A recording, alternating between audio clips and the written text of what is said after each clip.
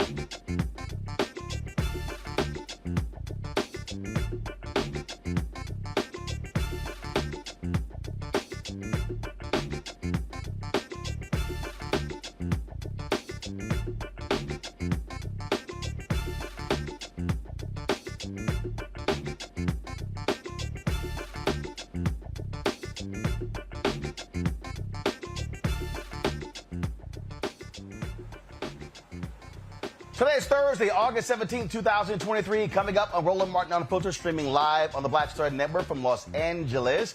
A Texas Trump supporter, a white woman, guess what? Arrested for threatening the life of the black judge in Washington, D.C. We'll tell you about those details. In Mississippi, 2 white men on trial for firing shots at a Black FedEx worker as a mistrial. What the heck is going on? We'll talk with Carlos Moore, the attorney for that young man, to figure out what is going on. BET will not be black-owned. Paramount pulls the offer off the table. I will walk y'all through why it was smart for the black bidders not to give Paramount the $3 billion they were asking for, because it simply didn't make any sense. Also, North Carolina Republicans, they now have a veto-proof majority in the legislature. Guess what the first thing they do? They pass a voter suppression bill. That's what they do. And so we'll talk about that. Plus, Georgia, authorities there are not happy at all with threats from Donald Trump supporters against the grand jurors. They say, we're coming after y'all. It is time to bring the funk. I'm Roland Martin Unfiltered on the Black Star Network. Let's go. He's got it. Whatever the biz, he's on it. Whatever it is, he's got the scoop, the fact, the find. And when it breaks, he's right on time and it's rolling. Best believe he's knowing. Putting it down from sports to news to politics. With entertainment just for kicks, he's rolling. It's on go, roll, roll, y'all.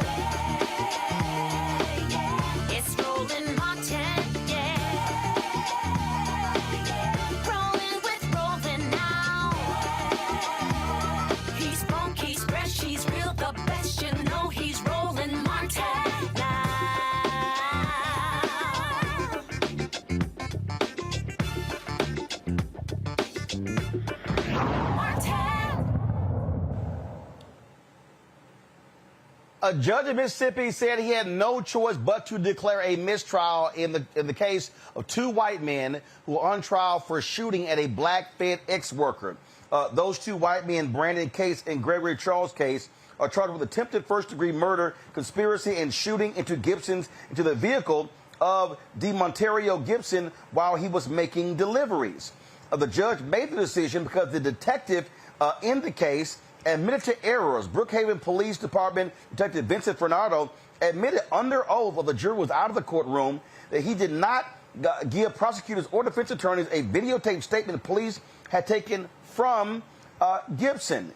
This is what the judge said. You know, during Detective Fernando's testimony, and it's been the subject of motions, he's a very important witness in this case. The court ruled in limine preliminarily that the shell casings found, I believe, in the home were not admissible, and furthermore that, and everybody agreed on this, both parties, that Mr. Bates, in fact, the defense gave Mr. Bates the ability to essentially ask a leading question, and that is, did you find any handguns in the house? They agreed not to object. The question was asked, and once again, Detective Fernando blurted out, no, but we did find long guns, which was also excluded in limine in a preliminary hearing. And then we get to his testimony, and wherein there's a disc of the victim, Mr. Gibson, writing a statement, and I haven't watched it. I don't know what was on it, and candidly, that really doesn't matter. We don't get to say, oh, well, the rule got violated, but it wasn't that big a deal. That's a decision. It's got to be turned over. In pretrial discovery, it was not turned over. I have no idea whether there were other things that weren't turned over. And I can assure you, no one hates a mistrial more than the court, because once again, we are in the position of coming back here, doing the same thing, and we've essentially spent 3 days that end up being wasted time and effort.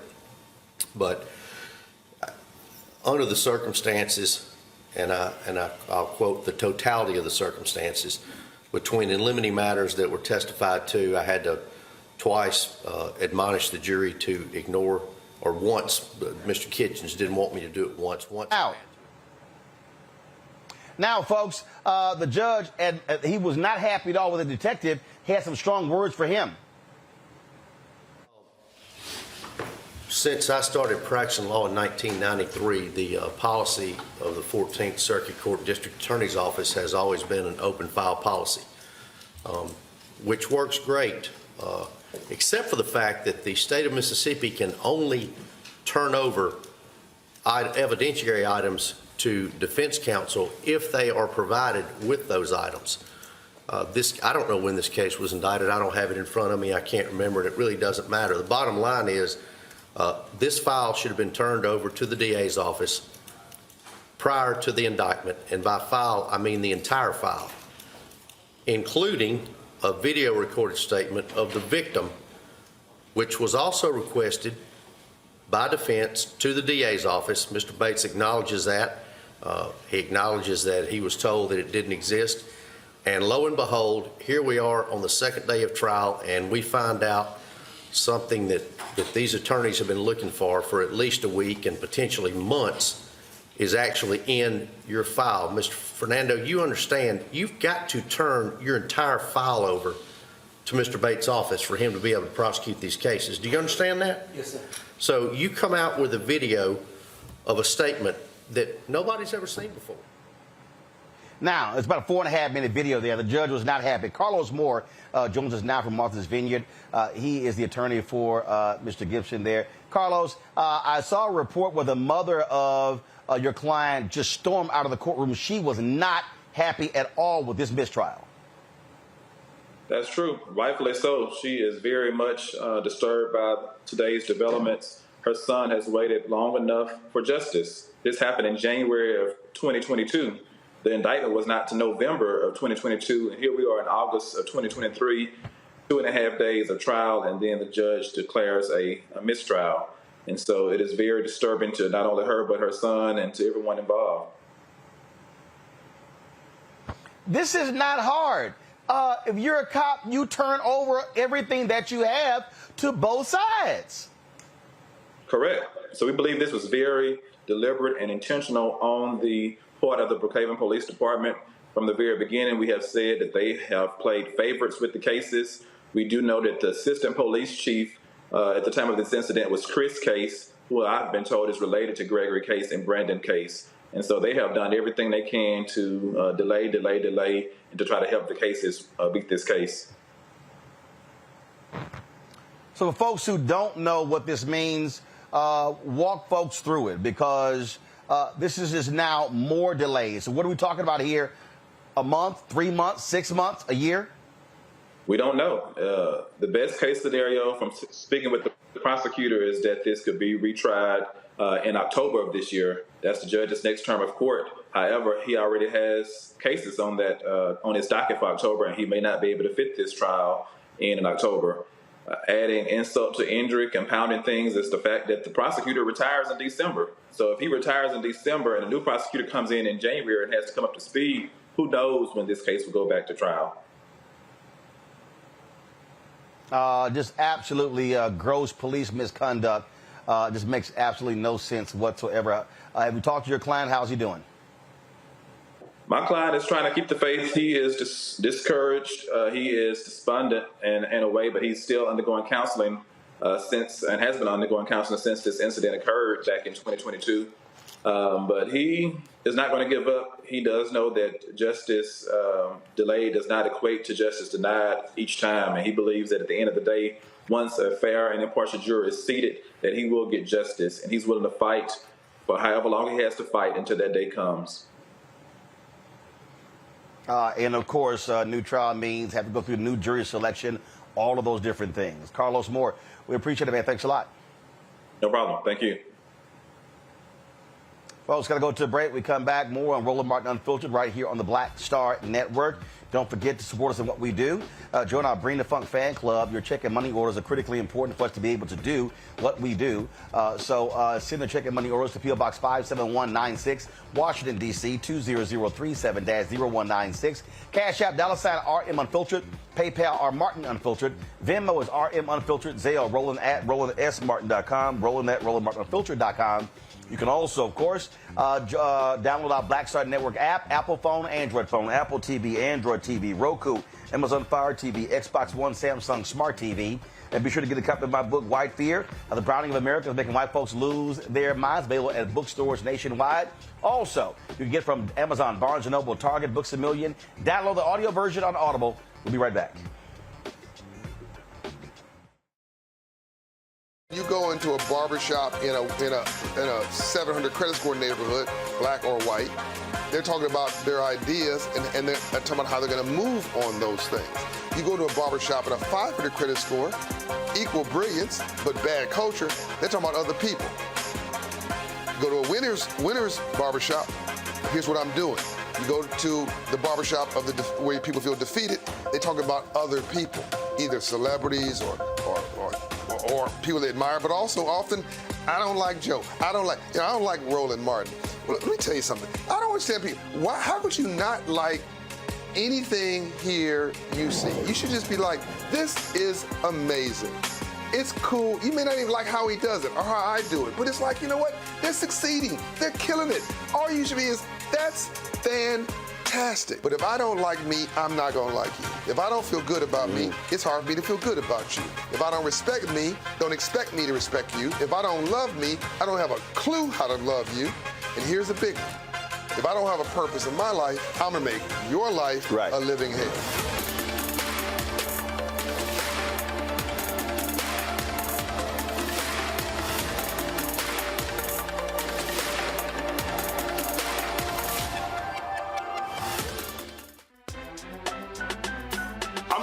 Muhammad, live from LA.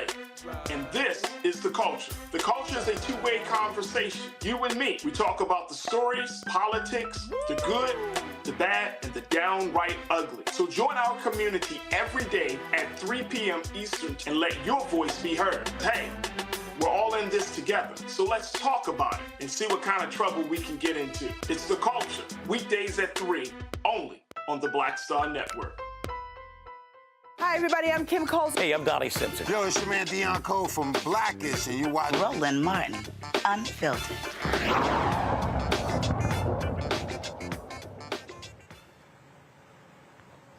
Folks, how many times have I told y'all Donald Trump is going to cause all of these crazy, deranged white supporters of his to go to prison themselves? Check this out. A white woman in Texas has been arrested for making dangerous threats to the judge in the black federal judge in one of Donald Trump's cases. Folks, this is absolutely crazy, this particular story here. And so, again, of course, Trump is facing charges in all kinds of jurisdictions. And one of them, of course, is there in D.C. But this woman in Alvin, Texas, okay, first of all, she faces charges of threatening to kill the judge overseeing the case of Trump, the 2020 election case, and Texas Congresswoman Sheila Jackson Lee. A federal judge ordered Abigail Jo Schreier to be arrested and imprisoned pending trial for calling Judge Tanya Chutkan's chambers at the federal courthouse in D.C., threatening to kill her. Schreier left a voicemail for Judge Chutkan calling her a stupid black slave before saying, "You are in our sights. We want to kill you." She also threatened to kill all Democrats, members of the LGBTQ community, and Congresswoman Sheila Jackson Lee. Schreier warned investigators to be concerned that Representative Lee came to her hometown of Alvin. As a result of the threats, a protective order has been put in place limiting the disclosure of evidence provided by prosecutors and Trump's legal team. Now, in addition to this, in Georgia, Fulton County, MAGA supporters of Trump, they literally are doxing and threatening the grand jurors who indicted him there. The sheriff at Fulton County has made it clear that they're investigating any and all of these threats as well. I want to bring in my panel right now, talk about this here. Dr. Greg Carr, Department of African American Studies, Howard University. Glad to have him with us, back in his familiar place with all the books behind us. He's been in Egypt the last couple of weeks. Candace Kelly, legal analyst, South Orange, New Jersey. Glad to have Candace back on the show. Lauren Victoria Burke, Black Press USA. They're out of Arlington, Virginia. Candace, I want to start with you. Do these idiots not understand you threaten a federal judge and you threaten a congresswoman, your ass going to jail? They don't understand that. And the reason they don't, Roland, is because their leader is doing the exact same thing. And that's what they're following. They're following the leader. They don't even understand the implications. You know, the one woman that we're referring to that threatened the judge and threatened the representative, she said, listen, I really wasn't going to do that. I wasn't going to go to D.C. But she did add, but if they do come down here, if I do see Lee down here, well, then I will get her. She didn't even have the wherewithal to understand what she was saying in the midst of potentially being arrested. And again, that is because what we see Donald Trump doing to the grand jury, doxing people, making sure that people know everybody's information, setting it up, saying that, hey, everybody's fair game. And no one has gotten him yet, and that's why he is going to continue to do this until he is actually stopped. I think what's most interesting about this is if you look at other cases, in New York, for example, you can't dox somebody on the grand jury because they don't show the names. In the rape case that he was involved in, and he was found guilty of assault, there were no names that were revealed on that grand jury, and that is because of the simple reason that you want to keep these jurors safe so that they can carry out the law in a way where they won't feel threatened. So I'm not sure why in this particular case, which was so sensitive and racially charged, that they didn't just request the grand jury members' names not to be revealed, which they could have done, but for some reason they didn't, and here we are. Well, it's interesting because, Lauren, you actually sent me a text about this. I immediately looked into it, and that's actually the law in Georgia. When an indictment comes down, I was shocked by that because normally grand jurors are private. You don't know who they are. But in Georgia, when they indict, they literally, their names are listed. Yeah, I was shocked by that. I actually thought, when I sent you the text, I actually thought that was a mistake. I thought they'd made a mistake and revealed the names. And then, of course, you went and researched and found that that was the law in Georgia. I was really surprised to see that.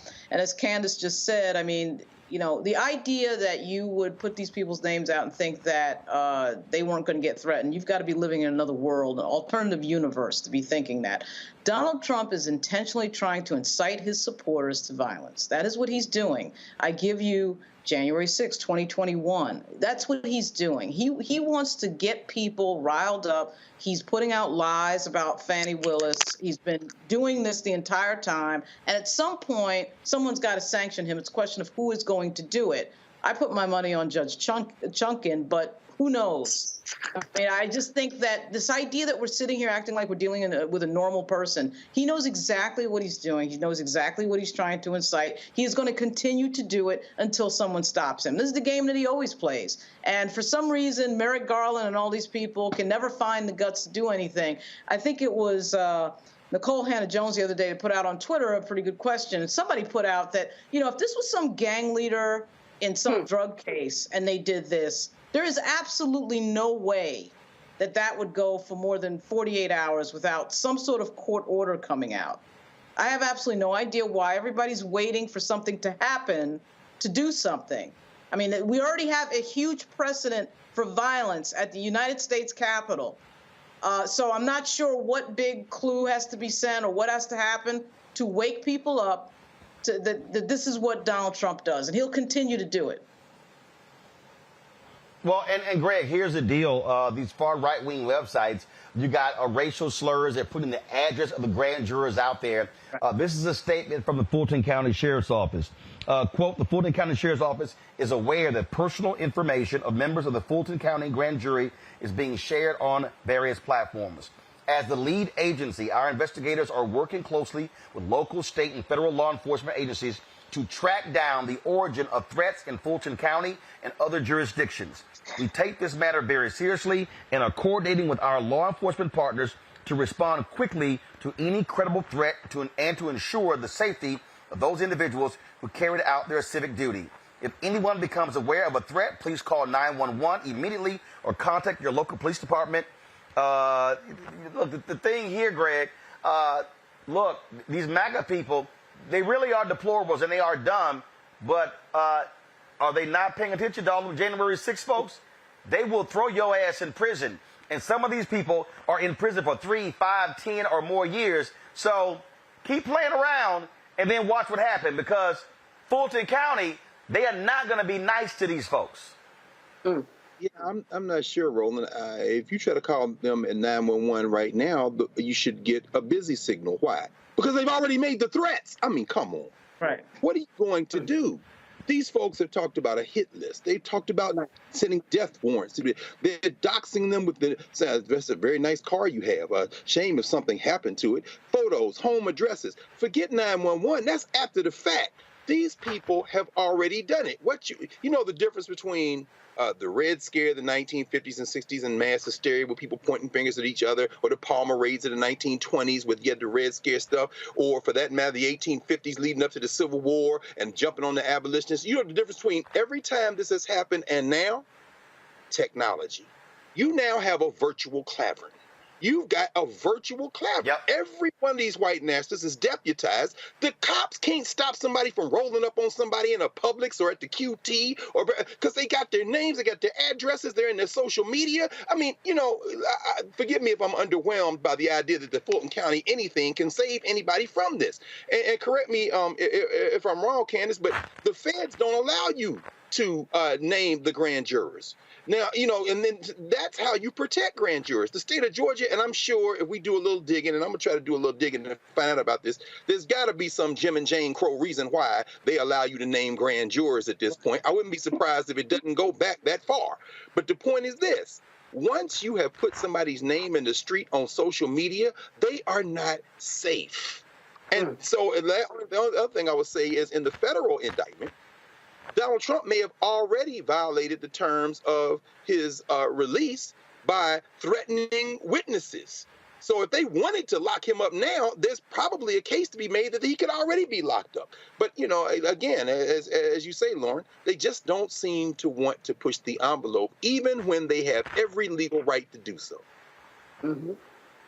Well, Candace, look, here's the deal. Georgia is a little bit different. Remember, for the longest in Georgia, if a police officer was being investigated by the grand jury, they had the right to sit in on all grand jury proceedings, including if witnesses were on the stand. That law was only changed a few years ago when people discovered it, when the Black Lives Matter protests were happening. And people were like, what the hell? This is crazy. And so this is the kind of nonsense we do see in a lot of these states.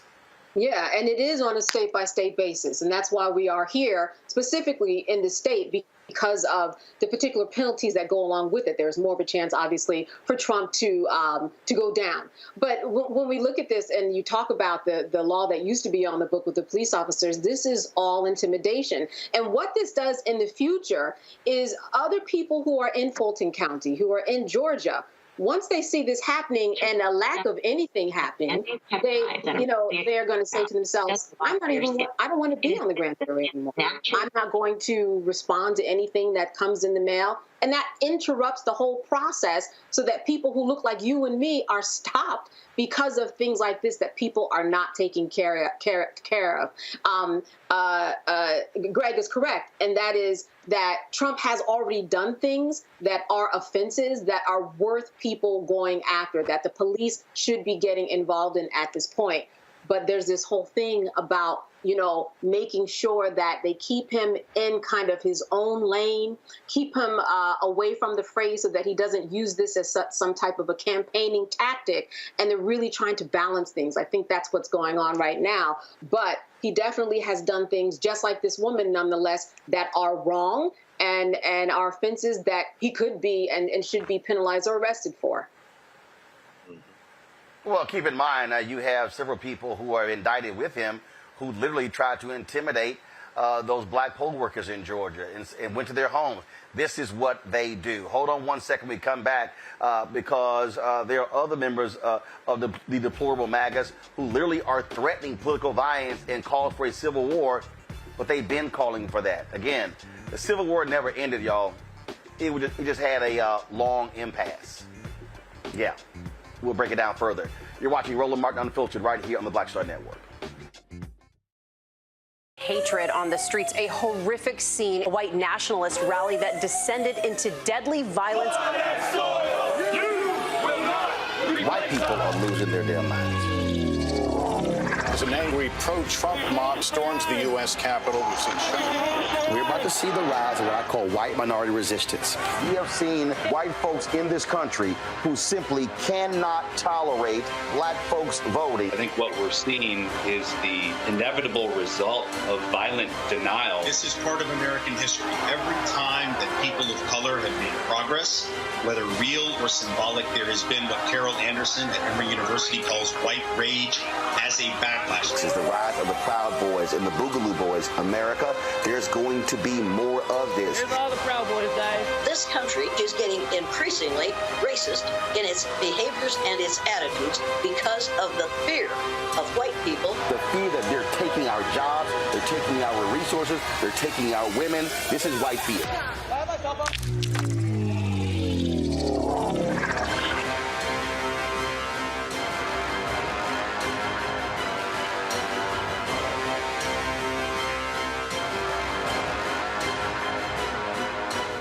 Next on The Frequency with me, Dee Barnes. The shooting of Megan Thee Stallion and the subsequent trial of Tory Lanez.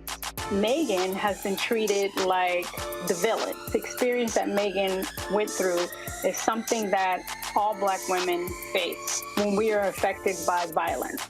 This is something that's called misogynoir. There's a long history of characterizing black women as inherently bad in order to justify our place in this society. Next on The Frequency with me, Dee Barnes. Hey, what's what's up? Keith Tony in the place to be. Got Kicked Out Your Mama's University, creator and executive producer of Fat Tuesdays, an air hip-hop comedy. But right now, I'm rolling with Roland Martin, unfiltered, uncut, unplugged, and undamn believable. You hear me?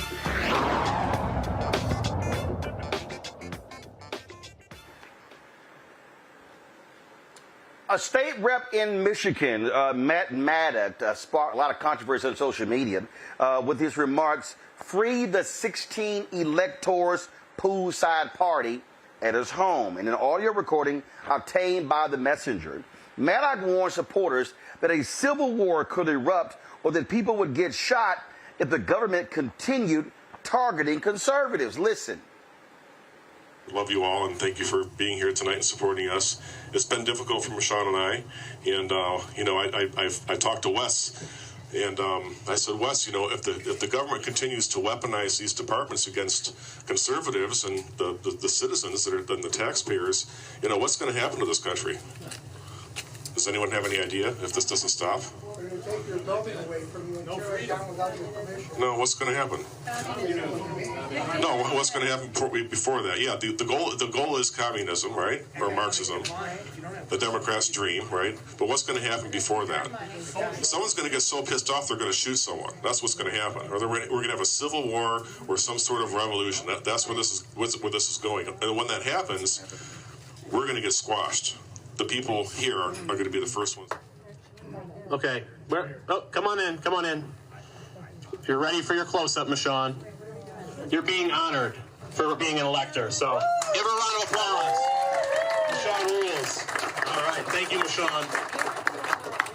Other electors here, but I didn't want to out them. They're just among the crowd, and I didn't know if they wanted to say anything. But it's really better for none of us to say anything. Which is hard, because I like to say shit. They're dismantling the Trump campaign, one person at a time. Michonne's the person in Michigan. She's a target.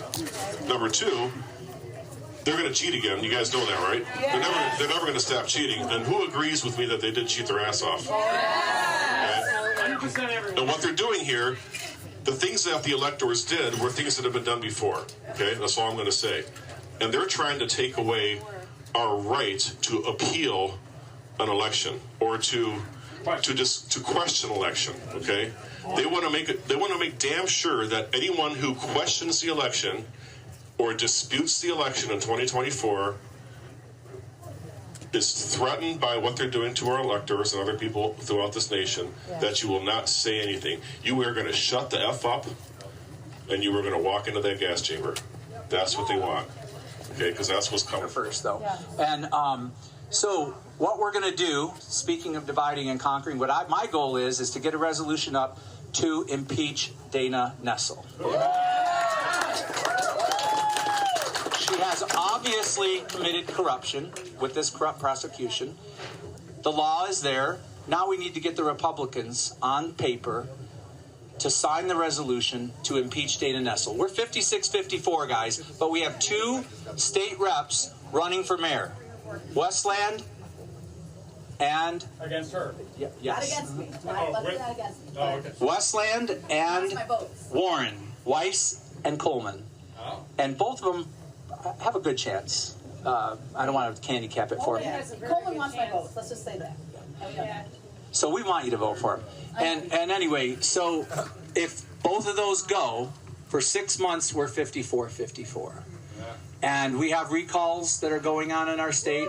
If a few of these Democrats are recalled, it's even less than that. So don't lose heart. Don't think that all is lost. We're very close in the House of Representatives. We do have some work to do with trying to buck up some Republicans and trying to inject backbones up into them. But Matt and I will work on that if you just keep supporting us and keep praying for us and keep spreading the word and don't buy into the narrative. So why is Matt Maddox so upset? Well, it's because the Attorney General Dana Nessel actually charged Maddox's wife, the former co-chair of the Michigan Republican Party, with falsely claiming they were duly elected electors for Donald Trump. That's why they're upset, y'all. And so understand the thing here, Lauren, that people have to understand. These people have always threatened violence. They've always tried to attack people. That's what January 6th was about. They were saying it before that. They're angry and all this. Oh no, these people are wrong, and we should, they're taking away our rights. No, y'all are just mad because y'all actually broke the law, and that's the deal. They don't believe in being held accountable again because their dear leader has never been held accountable. All of these people are taking their marching orders from him, and I'm gonna tell you who I'm also gonna blame here, Lauren. I'm gonna blame the Mitch McConnells of the world, who were gutless and afraid to impeach him, because had they had the guts to do it, they would have sent a signal to the rest of these yahoos that he is evil and has no place in our political society. Yeah, Mitch McConnell had an opportunity to impeach him. Not only that, had they passed that impeachment vote, had he gone into his caucus and told them to vote for impeachment at that crucial moment, he would have been ineligible to run for president again. So the question of that would have been decided in that moment.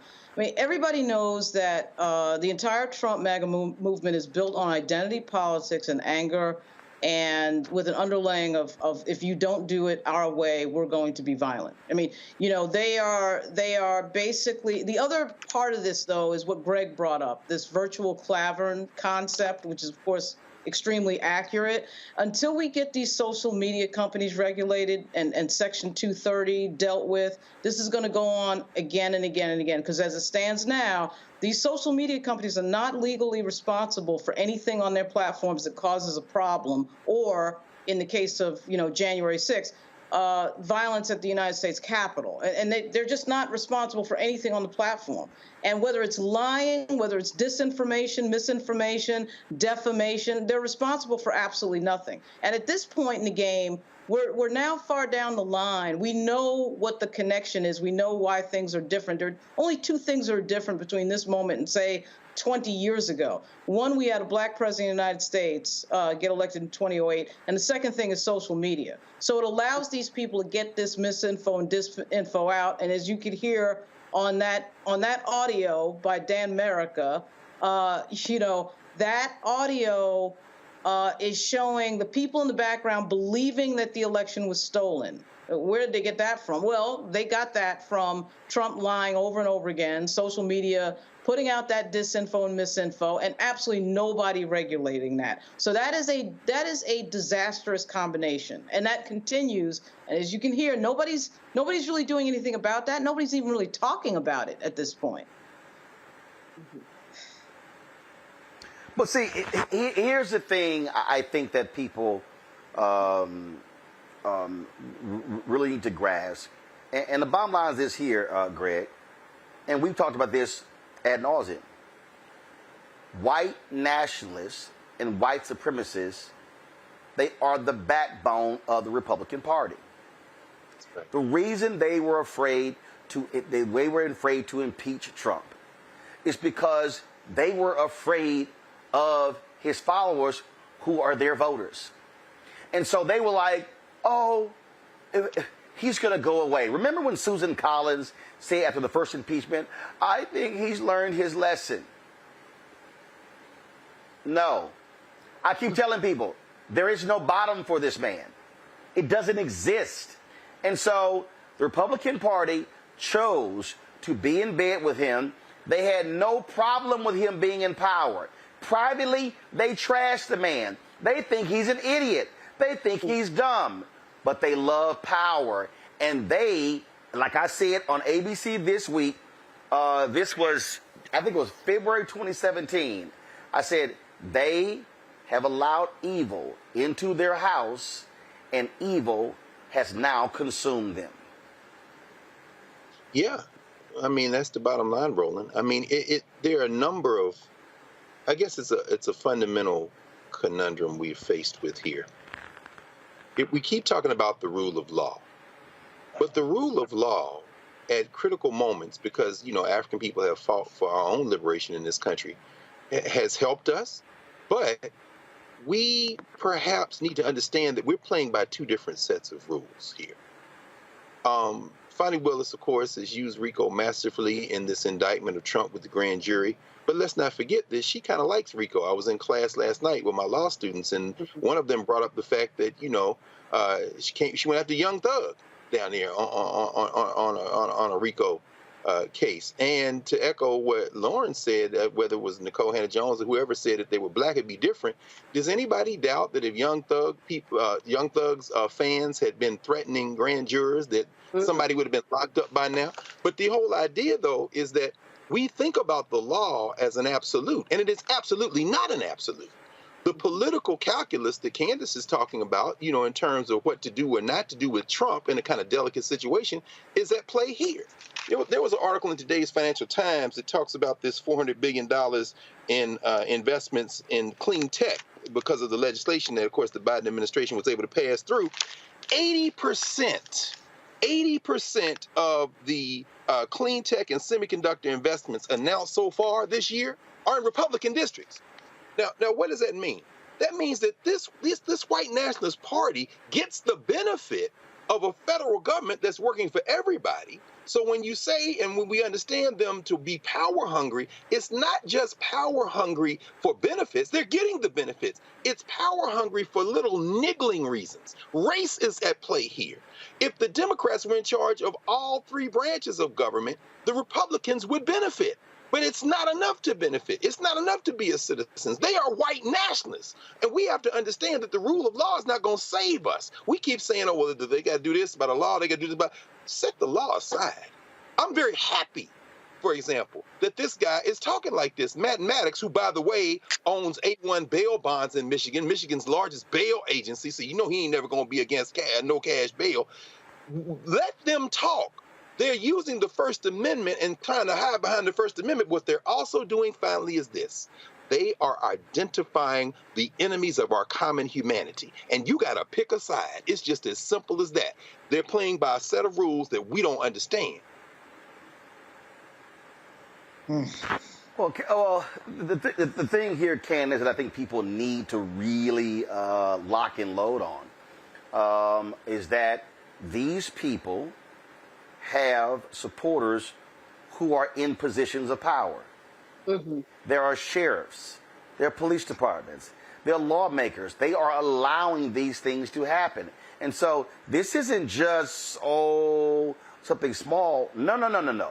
They have people who are state senators, state representatives, governors who stand with him.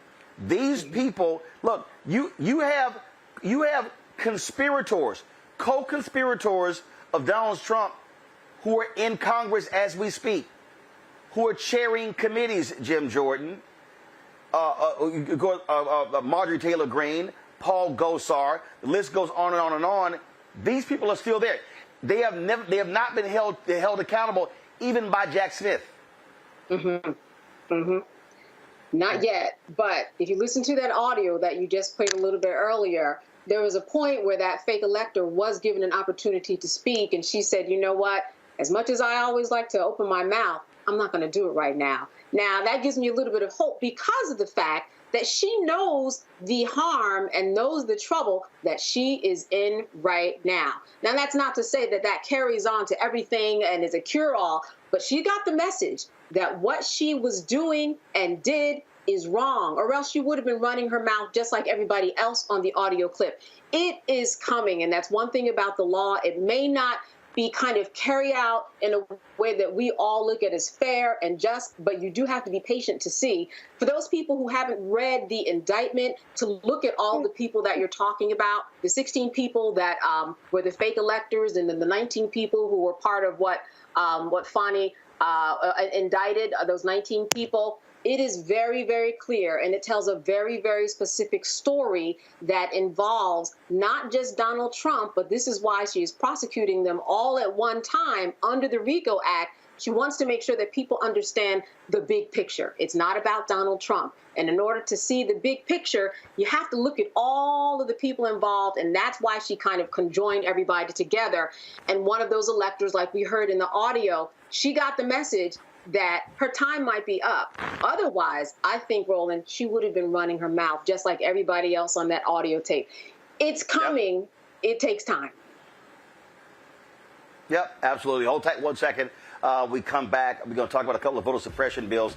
Some breaking news out of Texas regarding their voter suppression bill. But in North Carolina, You know those Republicans, once they got a veto-proof majority in the legislature, when that turncoat Democrat became a Republican, oh, that's the first thing they did. Focus on trying to keep black people and others from voting. We'll explain. Plus, I'm going to give you a full breakdown, deconstruction on BET, Paramount deciding not to sell a majority stake in BET.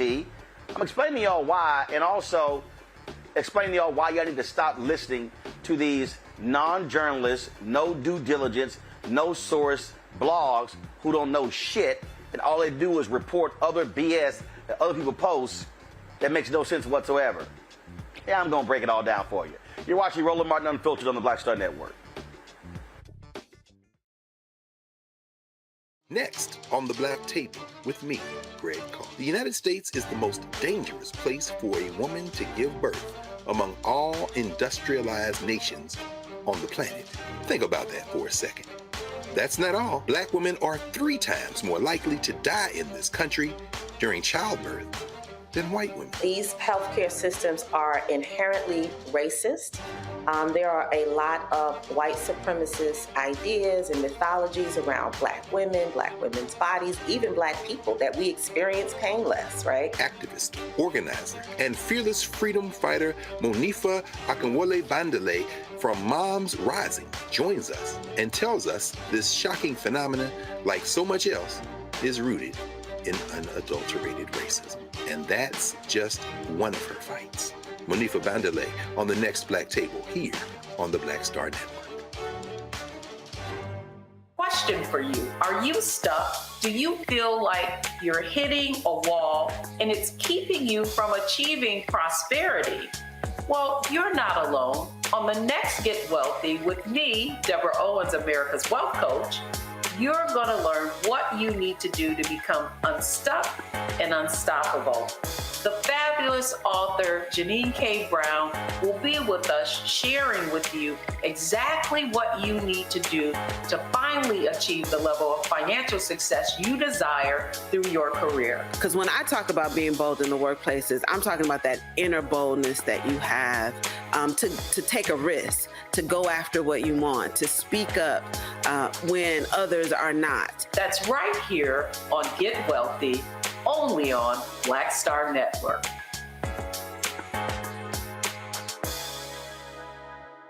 Hello, I'm Paula J. Parker, truly proud on the Proud Family. I am Tommy Davidson. I play Oscar on Proud Family, Louder and Proud. Hi, I'm Jo Marie Payton, voice of Sugar Mama on Disney's Louder and Prouder, Disney Plus. And I'm with Roland Martin on Unfiltered.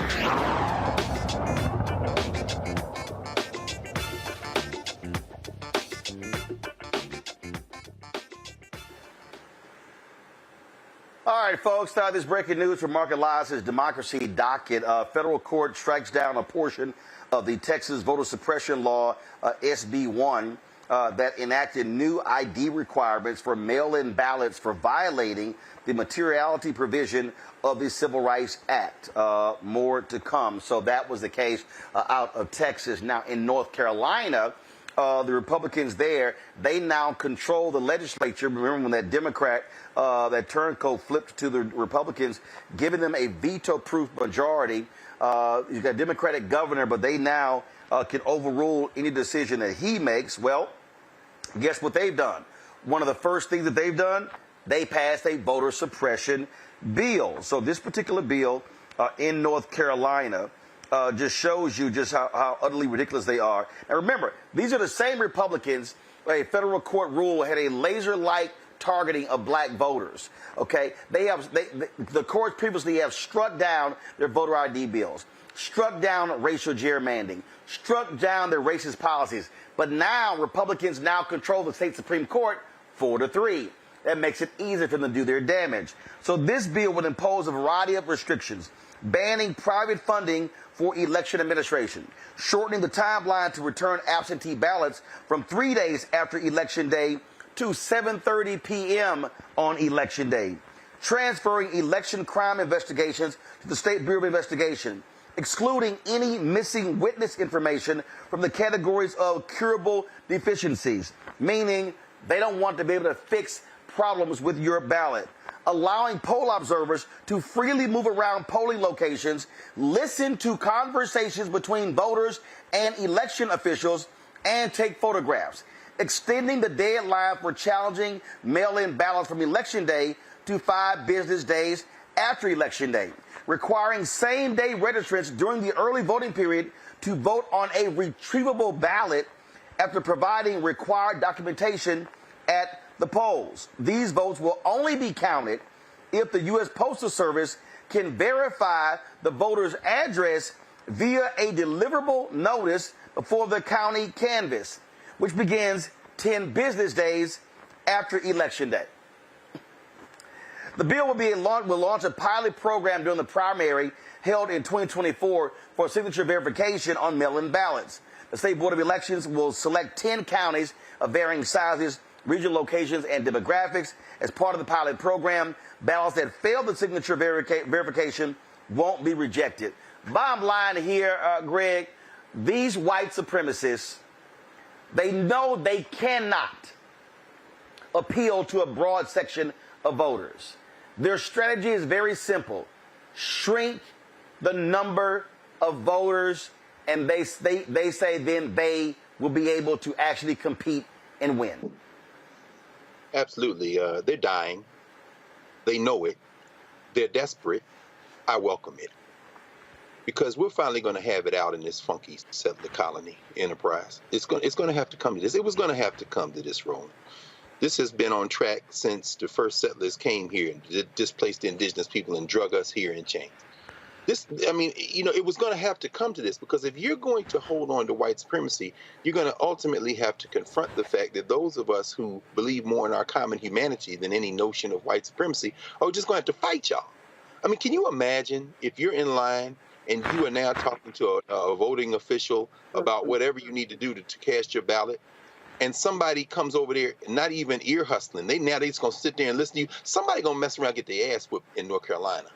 And the Tricia Cotham legislature, congratulations, Tricia Cotham, you who are of the short-lived appointment coming out of Charlotte, you will be voted out of office soon. So, this seems to be the new strategy, whether it be Cotham in North Carolina or the sister down in Georgia, just, run one in one party and then flip over to the white nationalists. Well, you're setting your folks up for a confrontation. You're taking away all of the niceties. Now, as it relates to Texas, as you said there, that case with SB 1, where the judge says, you violated the materiality provision of the Voting Rights Act, meaning that you can't use these ticky-tack errors, these trivial errors, as a pretense to stop people from voting. In that case, it was voter ID, social security numbers, and I guess I think the report was it's scheduled to go to trial on the 11th of September for a lot of folks who have complained about this. It's a very similar strategy. If you can just shave off a few people, intimidate a few other people, get a few other people to say, I'm not even going to go through it, you might be able to steal a few more elections and a few more cycles in a country where there's some more census data has just come out to show that basically everybody 12 years old and under in this country is majority non-white. So they know what's coming. But here's the final thing.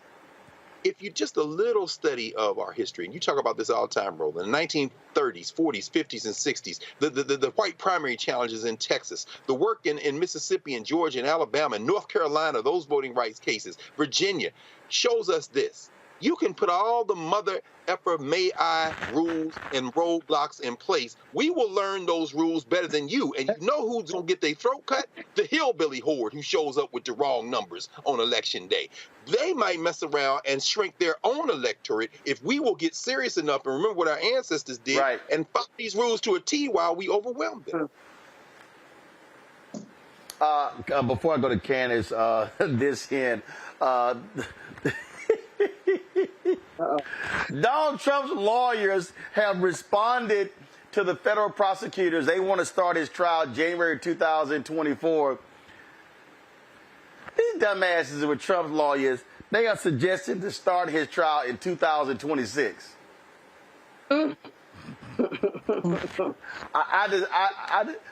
April of 2026. Which one? It's the federal. That's the federal. The case in D.C. The federal case. Yeah. April of 2026. Yeah. Okay. Gotcha. All right. So Candace, get back to this North Carolina again.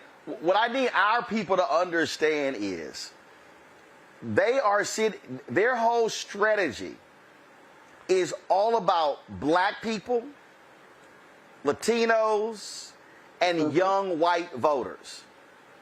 That's and what they're banking on this hardcore right-wing Supreme Court with 63 conservative majority to back them up. Mm-hmm. Mm-hmm. And as Greg was saying, we're talking about just different ways to shave off votes, right? When we talk about the third indictment that we just saw come down, he was disenfranchising voters. That's what it was about, defrauding the United States government in the name of democracy. So it all is connected, just little by little, trying to shave off here and shave off there. All I see in these voter suppression laws is a bunch of lawsuits waiting to happen, violation of civil rights, violation of privacy with poll workers walking around listening to your conversation. But these are kind of the little needles that Donald Trump and seeds that he has been planting all along that people are following suit. As you said, he stacked this up a long time ago with the Supreme Court, which is why he's banking on different things along the way. Remember, along the way, he was banking on the electors. Along the way, he was banking on maybe Pence would do it. Along the way, he was banking on the dozens of lawsuits in order to overturn the vote. And now he's banking on these voter suppression laws that are going through, and he's going to ultimately bank on the Supreme Court, as you said. It is little by little, which is why little by little, people on the other side, those who are voting for it, those fighting in the name of voting rights, have to keep on at it because they're not going to stop. They're just like a little kid who's asking for the ice cream from one parent that says no and goes to the other parent and hopes that they say yes. That's what we're looking at. They will never, ever quit. And that's why people who are fighting for the rights, who are voters, can't quit either. And Lauren, this is where, and I keep saying, I need black folks to be playing chess. Let's take Virginia.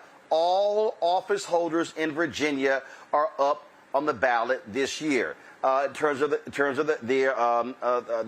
legislature. Democrats are 3 seats away from controlling the House. They have a narrow lead in the Senate. If flip 3 seats, there's a black majority leader in the House in Virginia. There's a black Senate leader. Guess what? Glenn Youngkin, he can't do a damn thing without the legislature. And so people need to understand that if you want to, and then what they can do? They can pass their own voting laws and dare him to veto them. We have to understand what the power is to change the dynamics. We're talking about all these issues, and I need everybody watching and listening to understand that all of these things are happening because they are a result of people not voting. They are a result. What North Carolina, Democrats could have had a 6-1 majority on the state Supreme Court. Sheriff Beasley loses by 400 votes.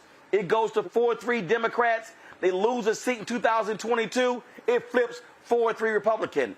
We can't just be mad at what they're doing. We have to recognize that what they're doing is a result of them winning at the ballot box.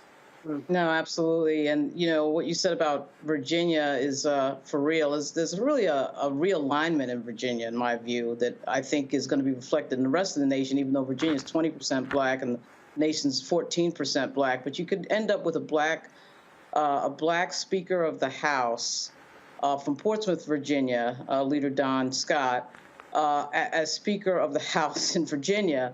You could end up with a black majority leader in the Senate, which would be Mamie Locke from Hampton, and you could end up with a black chair of the Finance Committee in Louise Lucas. All that happening, by the way, is you have Bobby Scott, who is the ranking member of a major committee as well. All this happening in one of the blackest sections of the Commonwealth of Virginia. And you're already going to have a record number of Virginia state senators who are going to be black and a record number of Virginia state members of the House who are going to be black. So there's a major sort of coming of age in Virginia. And just as there is in the rest of the nation, we see it in Congress with the biggest black congressional black caucus at 58 members. So all of that, of course, is being seen by these Republicans who refuse to change their policies to broaden the tent. And it really is a shame because if you think about the history of the Republican Party, it was Richard Nixon in the 1950s who actually made a speech to that segregation, the segregated country that we knew of should end. He abandoned that entire thing in 1968. And of course, Barry Goldwater came on in 1968. And by the way, Roger Ailes was Barry Goldwater was 64. Goldwater was 64. And his book, The Conscience of a Conservative, that became their Bible. And many of those Republicans that supported civil rights flipped because of Barry Goldwater, and that's what led to the present-day Republican Party.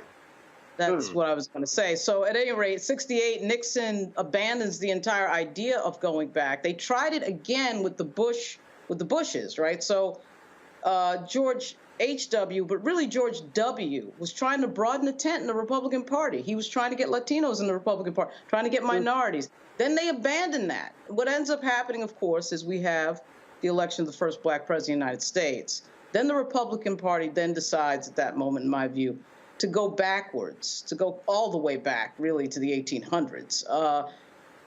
That's a shame because there were moments in there where the Republican Party could have led in another direction. And, by the way, Roger Ailes was an advisor to Richard Nixon. He was the one that married crime and race. And that's why, we still are in this era, the Southern strategy era of marrying crime and race. They're always trying to marry black people and crime. That comes directly from Roger Ailes, who, of course, invents Fox News. And you see what you see from Fox News, the New York Post, and this entire group of right-wing media always trying to put, of course, black people in the most negative light possible. But now they've just gone full on. Now you see DeSantis, and now they're attacking black history. They're trying to effectively erase black history. And it is going to, as Greg Carr, as Professor Carr just said, it is going to come to a collision because this party has decided not to broaden the tent and not to even make any sort of attempt to try to get anybody into that party that would broaden the tent, and realize the two parties are very close. These elections, these national elections, are extremely close, even though Biden won by 8 million votes. The Republicans haven't won a majority in now, 20 years on the national level? So it is going to come to a head. There's no doubt about it.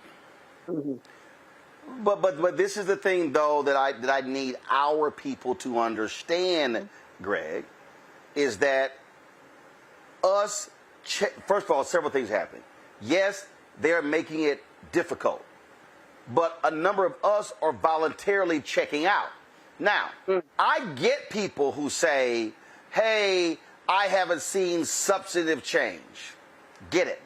I was watching a video, the guys who did the song F Donald Trump, he said, hey, we're in the hood, and a bunch of these brothers are saying, oh man, we got we got money, we got those checks when Donald Trump was there. We ain't got checks from Biden. First of all, your ass didn't get no checks from Donald Trump. Okay? It was passed in a Democrat-controlled House. It was passed in the Senate, signed by him. So this notion that Donald Trump alone was sending folk check is stupid. Okay? It's just stupid and dumb. All right? And if you go back and check the record, look at how many Democrats voted for it versus how many Republicans voted for it.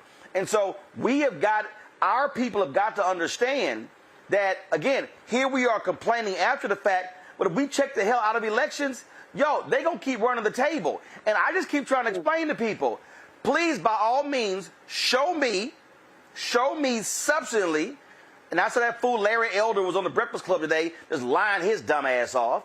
They were out there just show me substantially what Republicans are putting on the table that is beneficial to black people. And I'm sorry, it is porous and it is a joke. And there is no way in hell, if you are a Republican and you are down with Donald Trump and MAGA, there is no way in hell I will remotely consider voting for you. Right. I mean, Roland, again, it's the importance of this platform. It's the importance of the work that you're doing. We have to use every tool in the toolbox. This is a full spectrum fight. We have to vote. We have to organize. We have to pool our resources. It's difficult for people to grasp, I think, for some of us to grasp anyway, the fact that facts don't matter. As I said, $400 billion in this tech stuff and new jobs, and 80% of that money going to Republican districts, and yet Ron Johnson, a ghoul, can stand up in Wisconsin and claim credit for something that he voted against. All of these districts getting this infusion of resources, and when you tell them that everybody in the white nationalist party voted against these resources you're getting, it doesn't change a thing. We're faced with the fact that these folks have decided that they're going to throw caution to the wind because people are simply in this country not going to study. Facts don't matter. Today, another member of the Hillbilly Horde in Georgia, this Colton Moore, state senator in the 53rd district in Georgia, wrote to the governor saying that 3/5 of the legislature in Georgia want Fannie Willis investigated. They're going to try to take her out using legislation that passed through the Georgia legislature. And it's making the point you're making, Roland. When you do not register to vote and you do not exercise your franchise, you leave these hillbillies in a position to push through this kind of thing. And what they're doing, again, to reinforce what Lauren has been saying, they're creating a series of fail-safes. And what you've been saying, if they can't get you through the legislature, they'll get you through the courts, or they'll get you through the state house, the governor's mansion. And as Candace has laid out, what you see is then they will go full menu and take whatever tactic they need to stop you.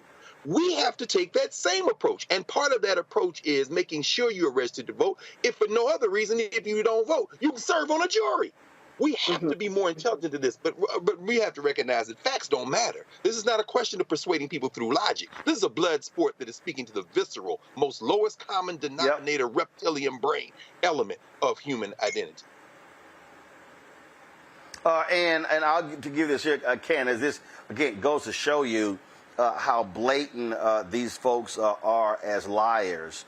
This idiot, Greg Abbott, put out a tweet announcing a record $142 billion in total investment for Texas transportation infrastructure. Thanks to our booming economy, Texas is improving our roadways to meet the growing needs of our state. No, you lying ass.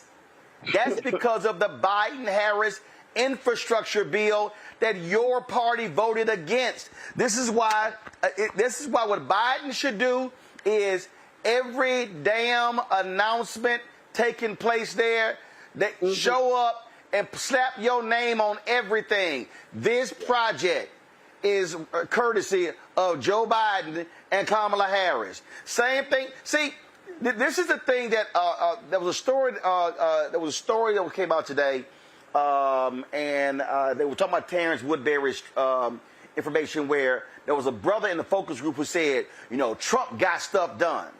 No, he didn't. He lied.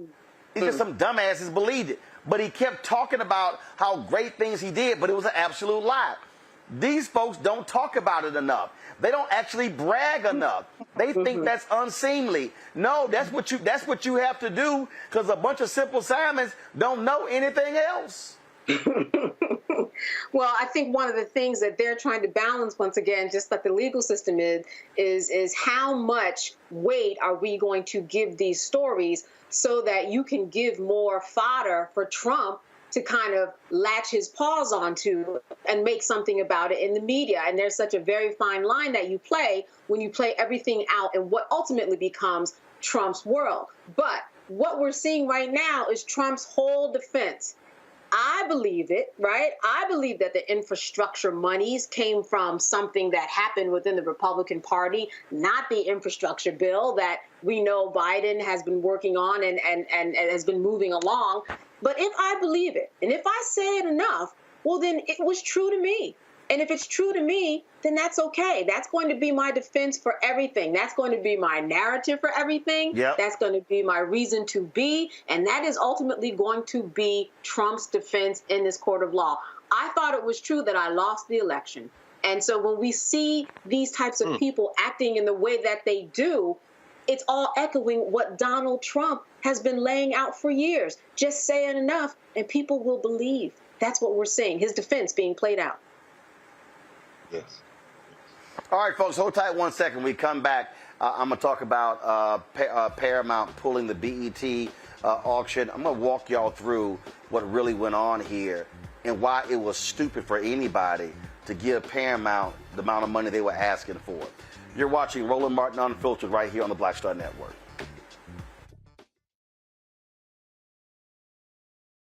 You go into a barbershop in a 700 credit score neighborhood, black or white. They're talking about their ideas and they're talking about how they're going to move on those things. You go to a barbershop in a 500 credit score, equal brilliance but bad culture.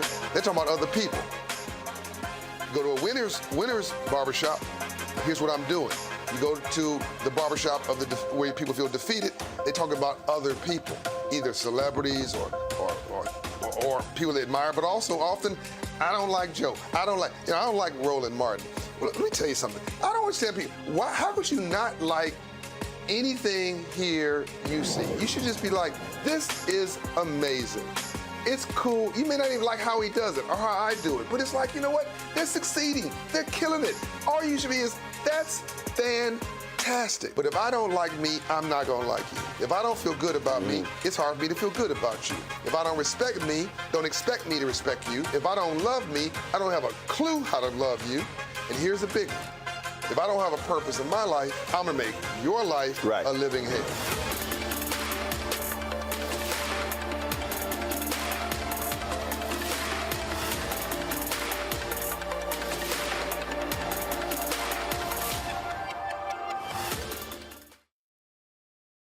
On the next A Balanced Life with Dr. Jackie, we're talking all things mental health and how helping others can help you. We all have moments where we have struggles, and on this week's show, our guests demonstrate how helping others can also help you.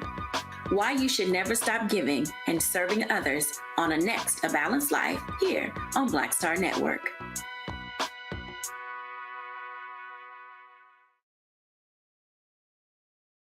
Question for you. Are you stuck? Do you feel like you're hitting a wall and it's keeping you from achieving prosperity? Well, you're not alone. On the next Get Wealthy with me, Deborah Owens, America's Wealth Coach, you're going to learn what you need to do to become unstuck and unstoppable. The fabulous author Janine K. Brown will be with us sharing with you exactly what you need to do to finally achieve the level of financial success you desire through your career. Because when I talk about being bold in the workplaces, I'm talking about that inner boldness that you have to take a risk, to go after what you want, to speak up when others are not. That's right here on Get Wealthy, only on Black Star Network.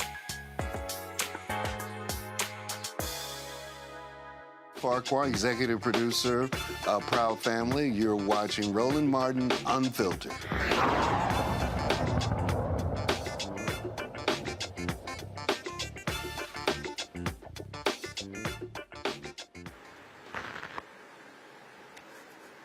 All right, folks, late last night, the Wall Street Journal dropped this story on their website, this exclusive story, saying that Paramount was pulling the deal, guys, come on, get the right graphic, okay?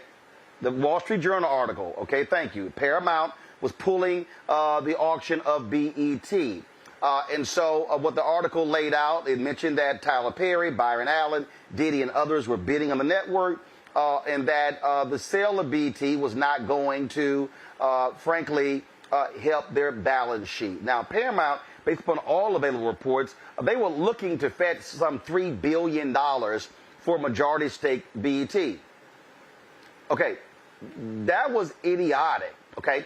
Control room, pull the story up from the New York Times when BET was sold, okay? Now, remember, y'all, Bob Johnson and Sheila Jackson, co-founders of BET. They make the announcement, the selling of BET. All right? BET was sold for less than $3 billion. Okay? It was $2.34 billion and the assumption of about $500 million in debt. So, BET sold for slightly less than $3 billion. So think about that. BET sold years ago for less, what was it, 99? For less than $3 billion, and you're Paramount, you actually thought somebody was going to bid on BET in 2023 for a majority stake for $3 billion?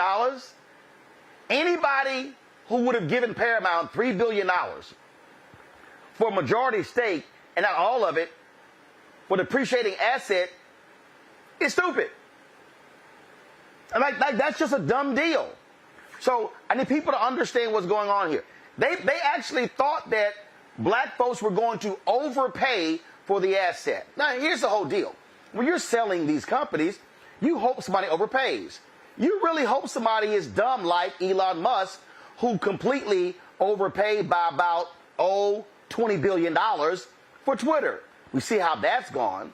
The reality is no cable network is worth any of that. Who told us that? Bob Iger, the CEO of Disney. This is what he said last month on CNBC when it came to the linear assets that Disney owns. Are you staying? Well, let me start with the fact that I did like retirement. I highly recommend it, by the way.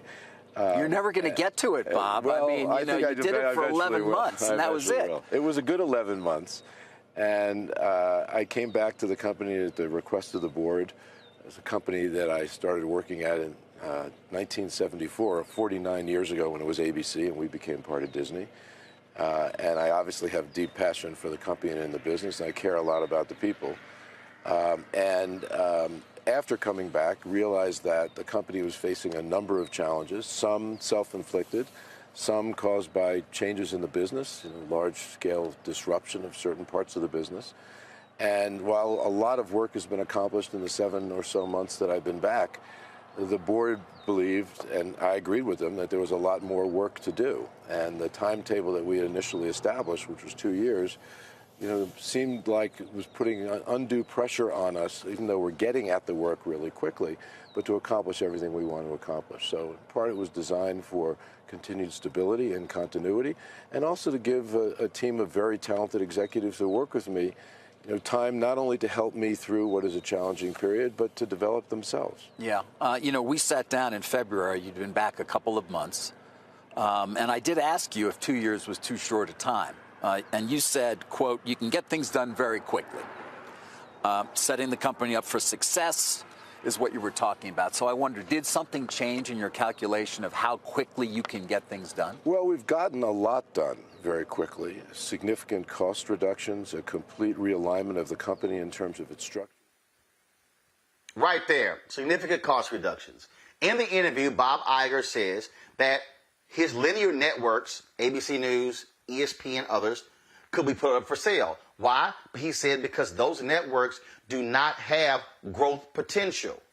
Folks, understand what is happening in the media landscape, okay? Cable news used to be here. It's now here. It's going down to here. So perfect example. When ESPN used to be in 100 million homes. ESPN is now in 74 million homes. Now, by the end of the year, they're going to be in less than 70 million homes. Why? Because of cord cutting. Pull the story up. This year is estimated that 9.3 million people are going to cut the cord, meaning they're going to drop cable. 9.3 million. What that means is if you have a cable network, you have a depreciating asset. So if you buy a cable network today, the moment you buy it, the value of it is going to go down because you're losing customers. BET, when it was sold by Bob Johnson, was in 72 million homes. They're now down, folks, in the 60s and the 50s. The game is being changed in cable, in the cable. So it would be crazy to buy an asset today for more money than what is actually worth. It makes no sense whatsoever. If you actually run the numbers, BET at best, if you're going to purchase a majority stake in BET, it's probably anywhere from $1 billion to $1.2 billion at best. Now, why was Paramount interested in selling BET? because they've been losing money on their streaming service. Like all of the networks, Disney has lost $11 billion since 2019 on Disney Plus. Comcast last year lost nearly $4 billion on Paramount. Warner Discovery, they've been losing money. Paramount is even more perilous position compared to all the other networks because their market cap is small. You might say, wait a minute, it's Paramount, Viacom, it's CBS. Oh, they got the hit show Yellowstone. All that stuff means nothing. Pull up Netflix market cap. Netflix, y'all, pull up Netflix market cap. Netflix market cap is the highest of any media company. All right, Netflix, okay? It's 178 billion market cap. Now pull up Disney. Disney's market cap, okay, at the close of today, is $157 billion. Pull up Comcast. Comcast is third. Their market cap is 190. So actually it was Netflix, Comcast, and then Disney in terms of market cap. Now pull up Warner Discovery. Warner Discovery, that merger, their market cap is $31 billion. Now show Paramount's market cap. Their market cap, y'all, is less than $10 billion. They are the smallest major media company out of all of them. So they were hoping to sucker somebody black into overspending to buy BET, BET Plus, and VH1. That literally made no sense whatsoever. Now, a bunch of people out there have been commenting all day because they were like, oh my God, I thought Tyler Perry had bought the network. No, that's because a ridiculous website called The Streamer, which I've never heard of, put out this bogus report a couple months ago saying Tyler Perry buys BET. Y'all, the moment I read the story, literally, I knew it was a lie, okay? Now, this is not the actual report right here. This is a website. That, what you just saw was a website remarking on The Streamer. Well, guess what? If you go to The Streamer's website right now, you're going to see a 404 error because they took down the story. Everything in the story was a lie. I literally read it and I said, this is all a lie. But guess what happened? All these dumbass blogs and all these black bloggers, they all put it out there. So it was flying all across the internet. Hollywood Unlocked and all of these people, B. Scott and The Source, everybody and their mama was posting. I'm like, y'all, stop posting lies. They were all lies. The first line of the story said Tyler Perry buys BET from Paramount Viacom. Price wasn't disclosed. Y'all, Paramount's a publicly traded company. They had to disclose the price. Then the fools put in the story, Paramount is hemorrhaging money. They lost $400 million last year. That was stupid. It lost $500 million in the last quarter. It's like, where do y'all even get this from? And this is one of the biggest mistakes that we're seeing in black-owned media and black-targeted media. That we got a bunch of non-journalists who have no sources, who do no due diligence, who do no fact-checking, who put this stuff out to the public, and they know nothing about what the hell they're talking about. And that's what I keep telling y'all. Stop listening to people who are not credible, who all they do is repeat what other people say. I can't stand all of those Instagram black media companies who all they do is just, hey, so-and-so is reporting. They don't even pick the phone up to double check anything. And so that's what you were dealing with right here. And so you had Byron Allen in the process. You heard possibly Group Black, Shaquille O'Neal, Kenya Barris, 50 Cent. You had a whole bunch of people whose names were thrown out there. Most of those people were not actually involved in this particular deal. And so Paramount now pulls it off of the table. BET is not going to be black owned. I wouldn't be surprised if they try to do it a little bit later, but here's the whole deal here. Anybody who tried to buy that network would have been crazy to spend that amount of money. It's smarter, frankly, if you're Diddy, why would you bid $1.5 billion, $2 billion on BET when you already own Revolt? It's smarter for you to take a tenth of that, 100 million, 200 million, and invest it in Revolt and build Revolt out to be a digital operation. Folks, understand what's happening in the cable business. It is dying. The numbers are going down, and those customers are not coming back. The best thing you can do is try to hope you switch them over to BET Plus because people are no longer watching linear television. broadcasting cable like they used to. The costs are also a lot higher. And so that's what you're sitting here dealing with. And so I need people to I see all this stuff. I saw some idiot, what's that dumbass black millionaires, and I've dealt with them before. And again, and I'm calling names out because names need to be called. They posted some stupid tweet, the speculation. Anytime you see somebody throw out the speculation, stop following them because they don't know what the hell they're talking about. So that was this. So let me see if I can pull it up. Because I smacked them upside their head with it as soon as I saw the tweet. Oh, here it is. Paramount Global owns BET announced that they're no longer interested in selling a majority stake in BET after a bidding war of black billionaires to make BET black-owned again. Quote, many are speculating that it was a publicity stunt to get black people back watching BET. Black millionaires, y'all are idiots. Y'all are idiots. And you know what? No one should be following y'all. It wasn't a speculation. People are like, oh, they were doing this to get us to watch the BET Awards. You were already watching. That wasn't it. It was an actual deal. It was an actual offer to try to get the bids.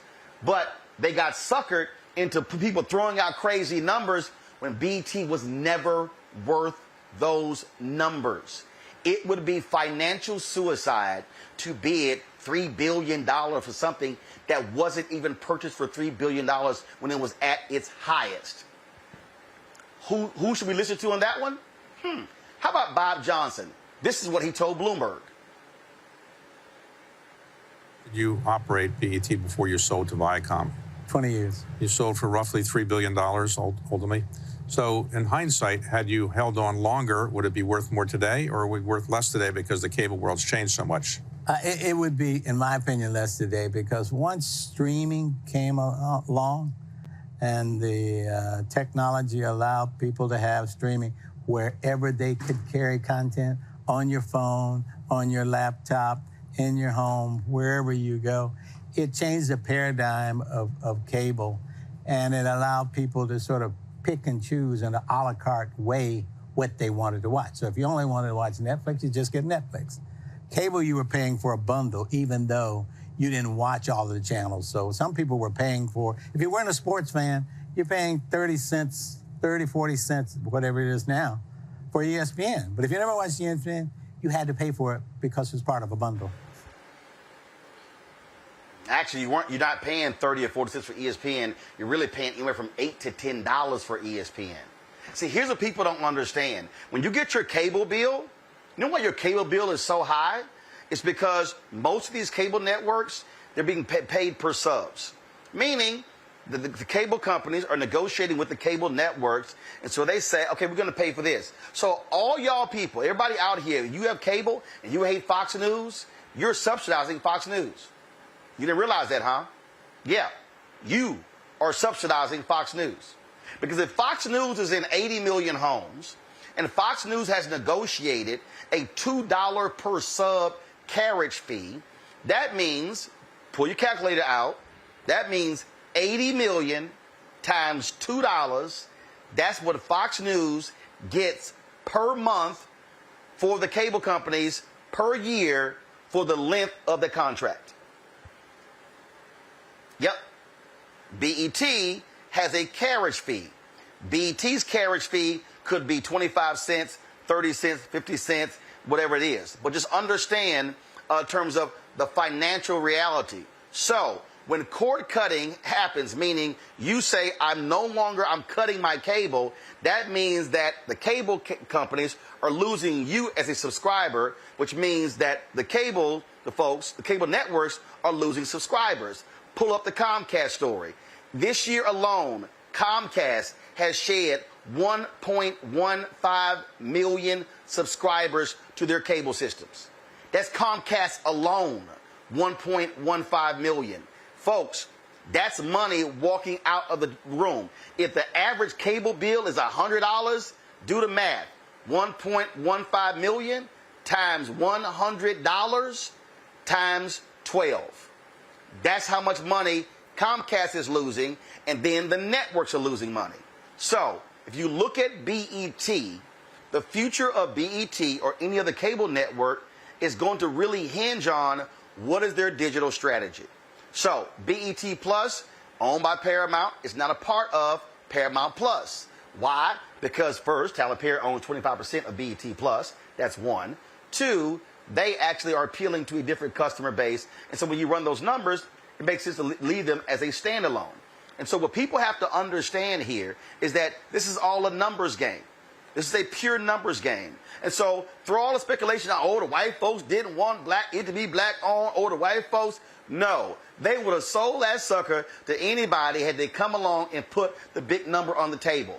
Because you know who's trying to do the exact same thing? David Zaslav over at Warner Discovery.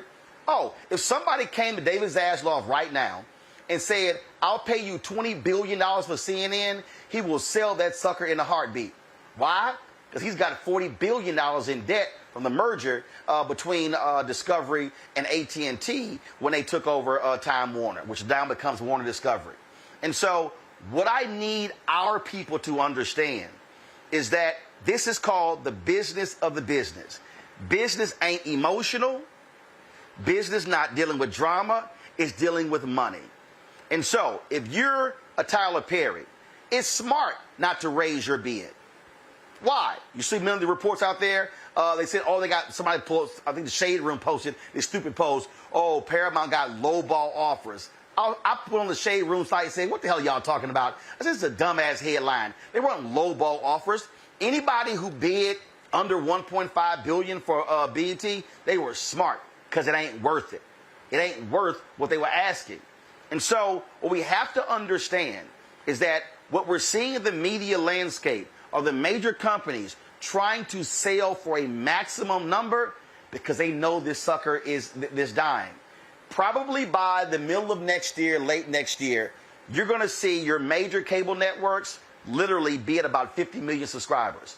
ESPN was 100 million 8 years ago. There's 74 million today. They're going to be under 70 million. And Disney is already analyzing flipping ESPN to a streaming-only service. And so television as you know it right now is going bye-bye. All of y'all who keep saying, oh, Roland, I can't wait till you get back on television, this is TV. This is TV. This is TV. The game has totally changed. And so for African Americans, from a consumer standpoint, we now have to make a choice. And that is, if we're no longer going to be spending $150 per month for a cable package, where are we now going to spend our money?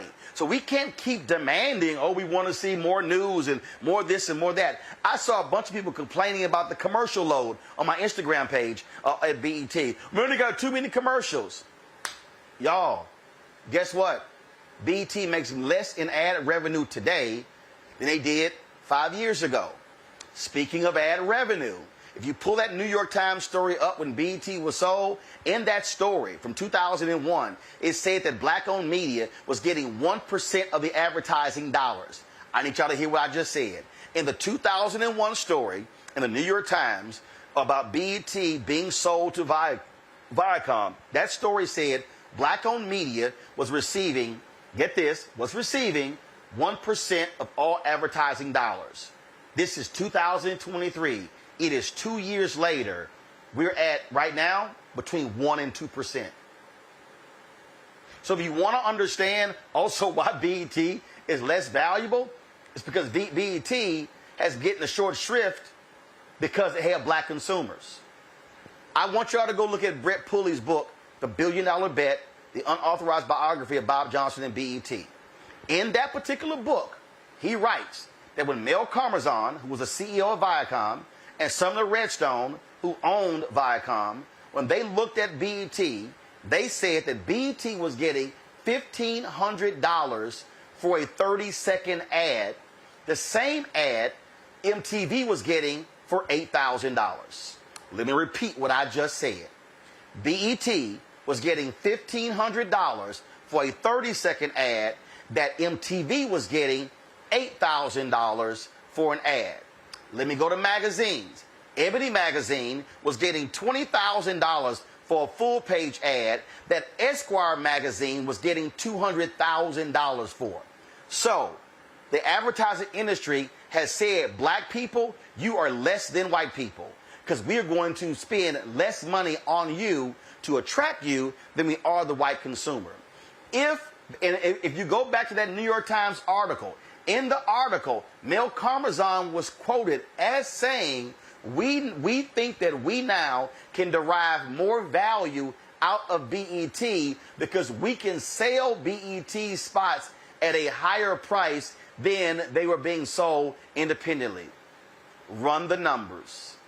They are still black, and they still aren't getting the same value. So what I want us to do is to understand why the business of the business matters. I want us to understand it's not as easy. People say, well, Tyler should just get with Oprah and launch a network. Oprah launched a network with Discovery. It was 50-50. They spent $381 million their first year. Guess what? Oprah has now sold her equity stake in OWN, and the Warner Discovery owns all of it. I think she maybe kept 5%. Bottom line is they own 95% of it. And so understand, oh, Magic launched a network. Nah, no, he didn't. Magic don't own Aspire. Okay, white-owned company owns Aspire. Bounce was never black-owned. You had a small percentage of black people who owned Bounce. It was a white guy who owned it, and he sold them to Scripps. And so really, when you talk about who's black out there who owns a network, yeah, you got TV One, okay, or a publicly traded company. You got Didi with Revolt. But the reality is you do not have, you got the Africa Channel. Of course, you got Byron Allen on his companies. But you do not have as many as people think. So I need our people to understand when we're out here just throwing stuff out and just saying, do this and do that, and we need this.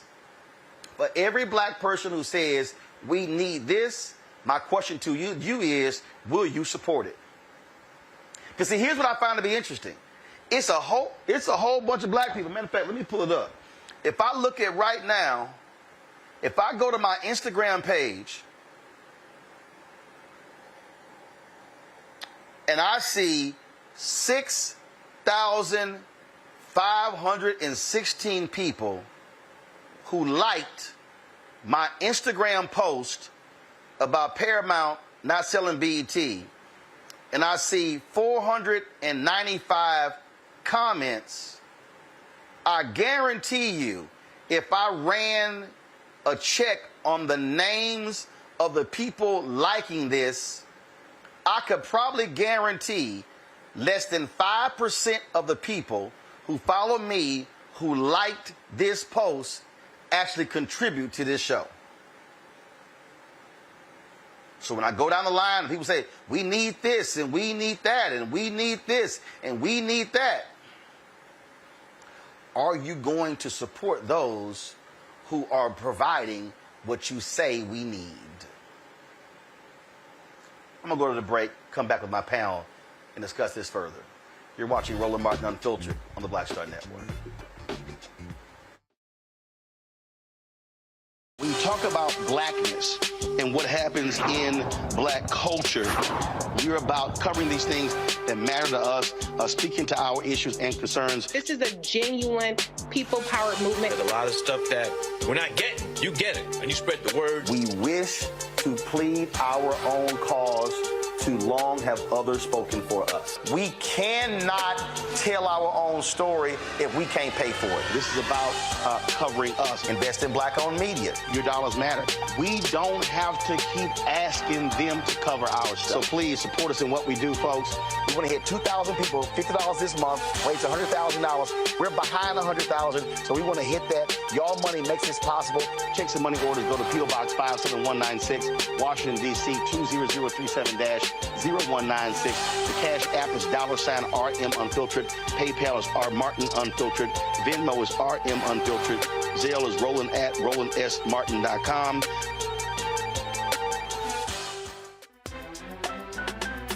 I'm for ride Muhammad, live from LA. And this is The Culture. The Culture is a two-way conversation. You and me. We talk about the stories, politics, the good, the bad, and the downright ugly. So join our community every day at 3 p.m. Eastern and let your voice be heard. Hey, we're all in this together. So let's talk about it and see what kind of trouble we can get into. It's The Culture. Weekdays at 3, only on the Black Star Network. Hey, it's John Murray, the executive producer of the new Sherry Shepherd Talk Show. You're watching Roland Martin, Unfiltered.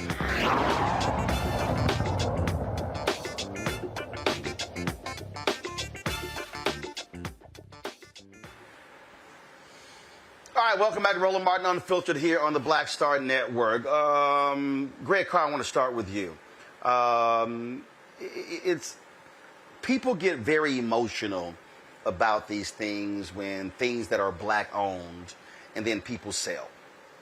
To this day, there are people who trash Bob Johnson and Sheila Johnson selling BET. And I have to remind people that, first of all, the sale of BET created more black millionaires than any other company in American history. Because BET was private, it went public, and then it became private again. But when it went public, a lot of people kept their equity, and so when it got sold, they became rich. And so right now, Bob and Sheila Johnson actually own more stuff, have more black employees than when they had BET, because they've been able to buy hotels and dealerships and all kind of stuff along those lines. And I'm always trying to explain to people also that I get the emotional investment. But when you weren't the one who was there trying to make payroll, keep the lights on, it's a little hard for trying to say what somebody else should do, what they shouldn't sell. But I think what I want, why I'm walking this through, and I remember when I broke down the whole deal with Black News Channel, I needed our people to understand that it's not so simple just to say, well, do this and do that and partner with so-and-so without understanding really where this business is going and the mechanics of this business. There are people who've come to me and they've said, why aren't you doing this and why aren't you doing that? And I'm like, where's your check? Because it's real easy to say what should be done unless you're the one who has to finance it.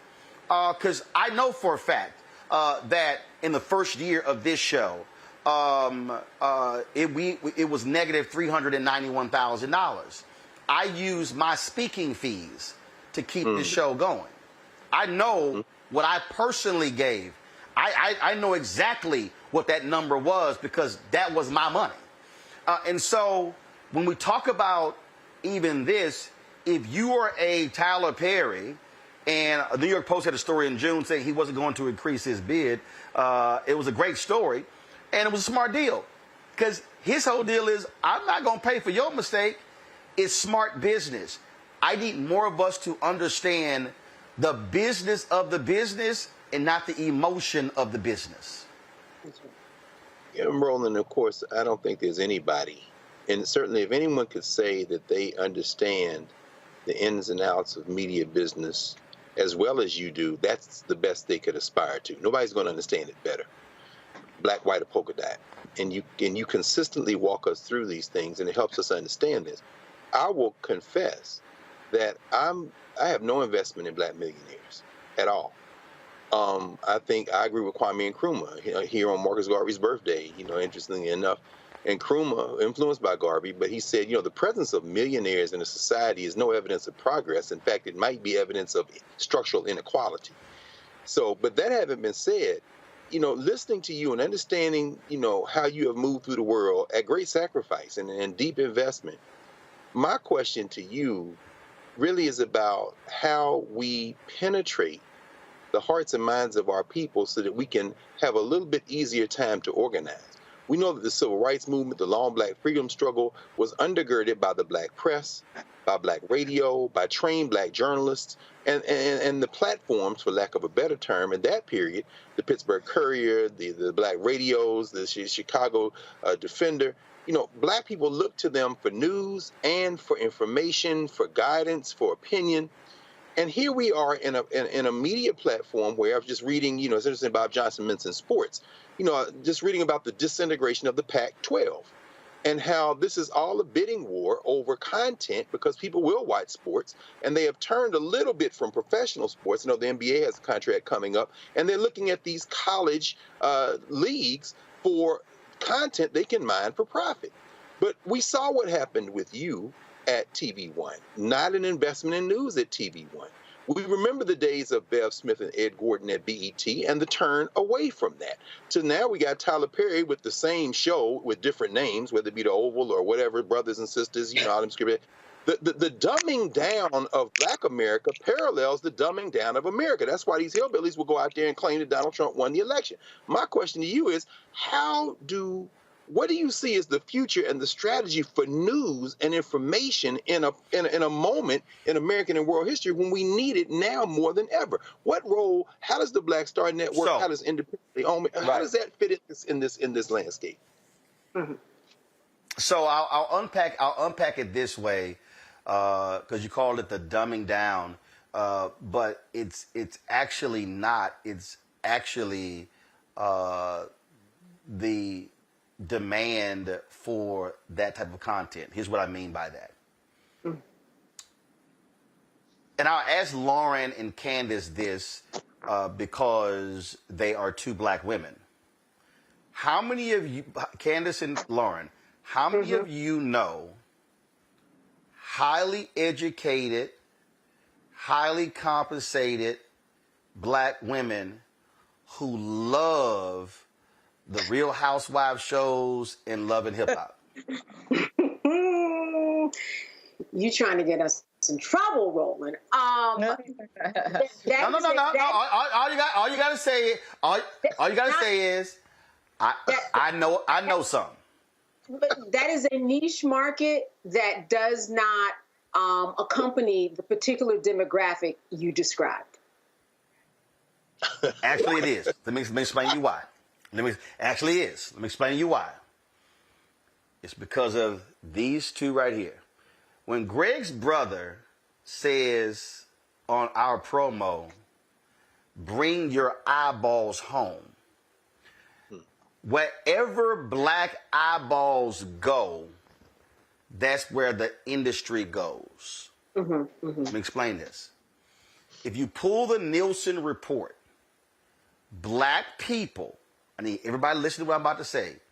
Black people watch more TV than any other group in America, and it ain't even close. Our television consumption exceeds an average work week. Black consumers literally watch, listen to me clearly, Black consumers literally watch more TV than a 40-hour work week. That's how much TV we consume. If you look at daytime television, if you want a successful daytime show, all you have to do is capture the Black demo. You capture that, then you pick up a few white folks and others, you have a successful show, you make money. So all of these networks, so there's a reason why you are seeing a plethora of Black content. Bravo, MTV, VH1, Lifetime. We could go on because we consume it all. So what happens then is that you have Black folks who are driving these shows. Our viewing habits are driving the content. So there you go. That's what you want to see. So I'll give you a perfect example. Candace, you're a lawyer. Have you noticed the explosion of true crime shows? On yes. television? Oh yeah, and podcasts. Have you noticed Have you noticed how many of those shows feature Black people? Do you know why? Because that demo, those shows have exploded with Black viewers. That's right. And so what then happens is When we watch those shows, TV One literally has now, it used to be like just Tuesday nights. They got now like 2 nights, it's just true crime. Go down the line. You can network after network after network after network.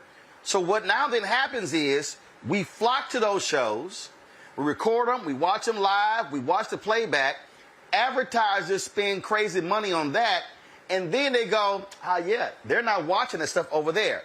So to answer Greg's point, what we do is we say, oh, we would love to see news and this, but when it comes to what we do with this, it's not that.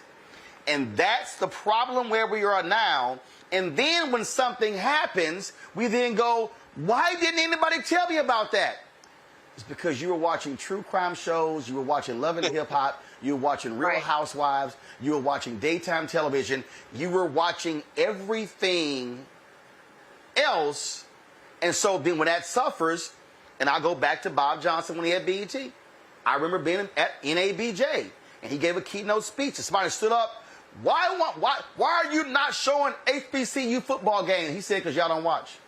Well, why don't you have more news? He said, because y'all don't watch. Y'all don't watch. Roland. The numbers are the numbers. And on the last point, I'm just going to give you this here. Tyree Nichols. When the body cam, there were 4,000 people who were watching us, which was actually higher than what we normally get live. 15 minutes after the body cam video watch, we hit 29,000 live viewers. The other day, what was the big story that happened a week ago? What was it, Kara? I forgot. Something happened, and everybody came to see what I had to say. I don't know what the hell just happened. I can't remember what it was. We almost had 10. Oh, I'm sorry. No. It was Montgomery. Okay. The Monday after the brawl, almost 10,000 people watching live. So they're there. We're choosing to watch something else until we go, oh my goodness, let's go find a black news guy. It's our viewing habits. It's our consumption. Candace, go ahead. It is our viewing habits, but it's also the fact that there's a lot of good TV out there, black and white. So you just have more choice. And like you said, when you're dealing with the cable network, that cable is like the car that's driven off of the lot. It's just gone down. The same way that we're home now, when we're working from home, all of that has permanently changed. You are correct. I worked at BET News when it was sold. I worked at BNC when it closed down. So, we know that the viewership is just not there.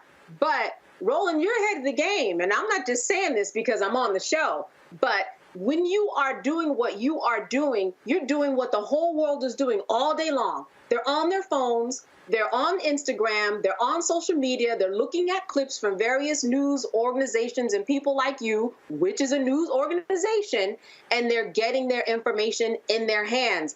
As you said, they are cutting the cable. Another thing I want to say about this story is that you're right. People need to do more diligence when it comes to finding out that when you have a bid for something like a BET, there's a closing date. You can't say by law that you sold it until the closing bid date has begun. As you said, one phone call from any journalist could correct a headline in any minute, but they didn't do that. And the process closed this week, which is why they took it off the table. Everybody, even people who we haven't even heard of in the headlines, there have been so many black organizations and moguls who have bid for BET. Tyler Perry did the right thing. I think it was a little bit of strategy. You know what he didn't do? When all the headlines said that, hey, he's going to buy BET, or actually he bought BET, he didn't say anything. And that was a good move on his part, because he said, you know what? I'm out there. People think I'm out there. I'll probably scare a few people off, and I'm going to have this whole lane to myself. So all I'm saying is that everything but they also couldn't say. They also couldn't talk because, frankly, there's an NDA process. Bottom line is, you can't be out there just talking. Remember, it's a publicly traded company. So it was. But again, there were people, Lauren, who were saying, well, why didn't Tyler refute these lies? I was like, because he doesn't need to. Call out the liar. I'm telling you, what drives me crazy, and I will say this, Lauren, and I got no problem. It pissed me off when I saw an NMPA writer write up a story saying Tyler Perry bought BET based off of a tweet of Rolanda Watts. And I was like, who the hell even allowed that story to even, who hit send? And this is the fundamental problem that we're seeing, Lauren, in black-owned and black-targeted media. We're not having real journalists. We're having people just respond to stuff. They don't make one phone call. They don't check with nobody. They don't know nobody. And I'm like, and you slapping your name on a byline, and you didn't know what the hell you're writing? I mean, and I remember I seen that article, and they literally quoted Rolanda Watts as the source and didn't even quote her in the article. And what Rolanda was responding to was that story from the streamer. It was the dumbest thing I've ever seen in my life. And this is what is hurting us. That the problem now, Lauren, is that these black blogs, all of a sudden, people now see them as the definitive sources of information when none of them know anybody and they're not reporting. They're just repeating. Let me say it. They're not reporting, they're repeating. Yeah, you can expand that out, Roland, to like the New York Times and the Washington Post. I mean, I've seen it as an accidental crisis manager where major news organizations have not made a phone call and seen a press release and put it in the paper in an hour's time. And the reason for that is that there's a collision, as you know, of local media, small media dying on the local level in this country. There's a collision of these bigger companies, namely Facebook and Google, controlling algorithms that are eating up, of course, all the ads, all the classifieds. So that money that was made by the small papers is gone. So now the money is made by click-through rates, clicks on ads on the left-hand and right-hand top nav. So what happens then is that truth and accuracy in journalism dies because speed to get that SEO, to get that traffic hit, to get something on there as quickly as possible of high controversy is of great value. So nobody is checking the facts. I mean, I have seen this. I have lived this. I cannot tell you how many times it has happened where I have seen completely inaccurate information get into major media organizations because they wanted it up first and they checked absolutely nothing. Okay, so there's that. Where the money is being made is on the clicks, and when the money is being made on the clicks, nobody cares about the facts. Nobody cares about the truth. And I know a lot of people try to deny that in the news industry. They are fooling themselves. They're lying to themselves. One of the reasons we got Donald Trump was because CNN kept putting him on again and again and again because he was making them ratings, he was making them money. Okay? So, I mean, that is just right out there. The other thing is, I mean, to your other point with regard to the future of the business, I mean, I don't know about you, but I spend most of my time now on YouTube. And the reason I spend most of my time on YouTube is usually because I'm trying to learn something about something I'm trying to figure out, or because someone on YouTube is analyzing something that I care about at a deeper level than any of these corporate media companies. Of course, that includes this show, but there's other shows that will take one topic and analyze the hell out of it. And corporate media won't even touch the questions of something a lot of times, much less actually report on it. So that's why you see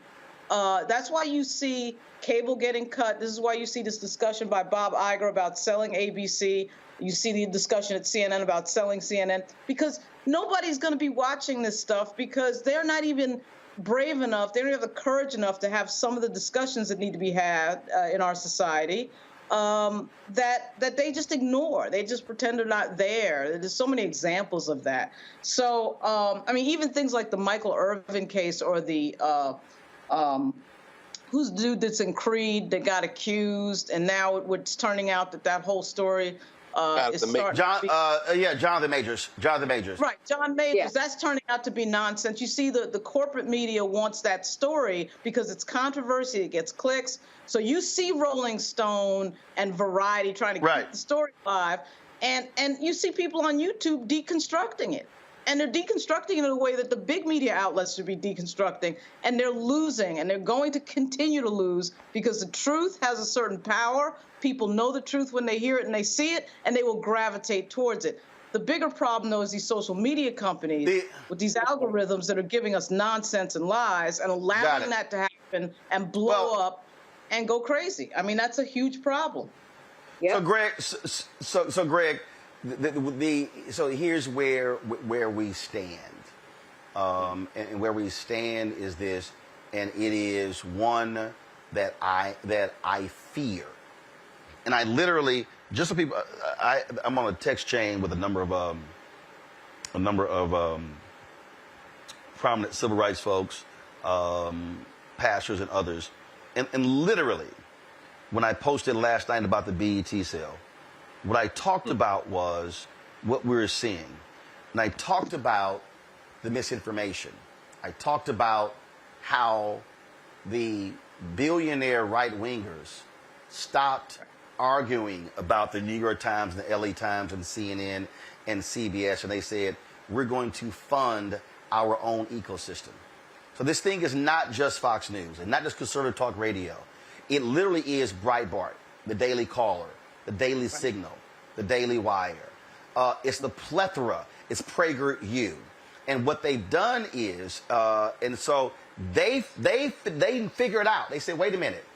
If we focus on the news and information, and that's what they're driving. And so what's happening is, on the progressive black minority side, you see a fixation with entertainment. Mm-hmm. On the right, you see a fixation with news. Mm-hmm. And so so I need everybody to understand. I've had more brothers come to me, man, I got a great idea for a sports show. We're not doing one. Man, what are you talking about? I said, it's a plethora of sports already out there. Oh man, I got a great entertainment show. We're not doing an entertainment show on Black Star Network. For what? I said, if I do one, it's 3, 4, 5 years away. I said, because there's a plethora. That's a deep pool over there. I said, I'm swimming in shallow water. I'm fixated on a niche, and we're saying this is how we're going to reach them. Because again, I go back to the Paramount deal. Everybody else forgets. Somebody offered Paramount $3 billion for Showtime.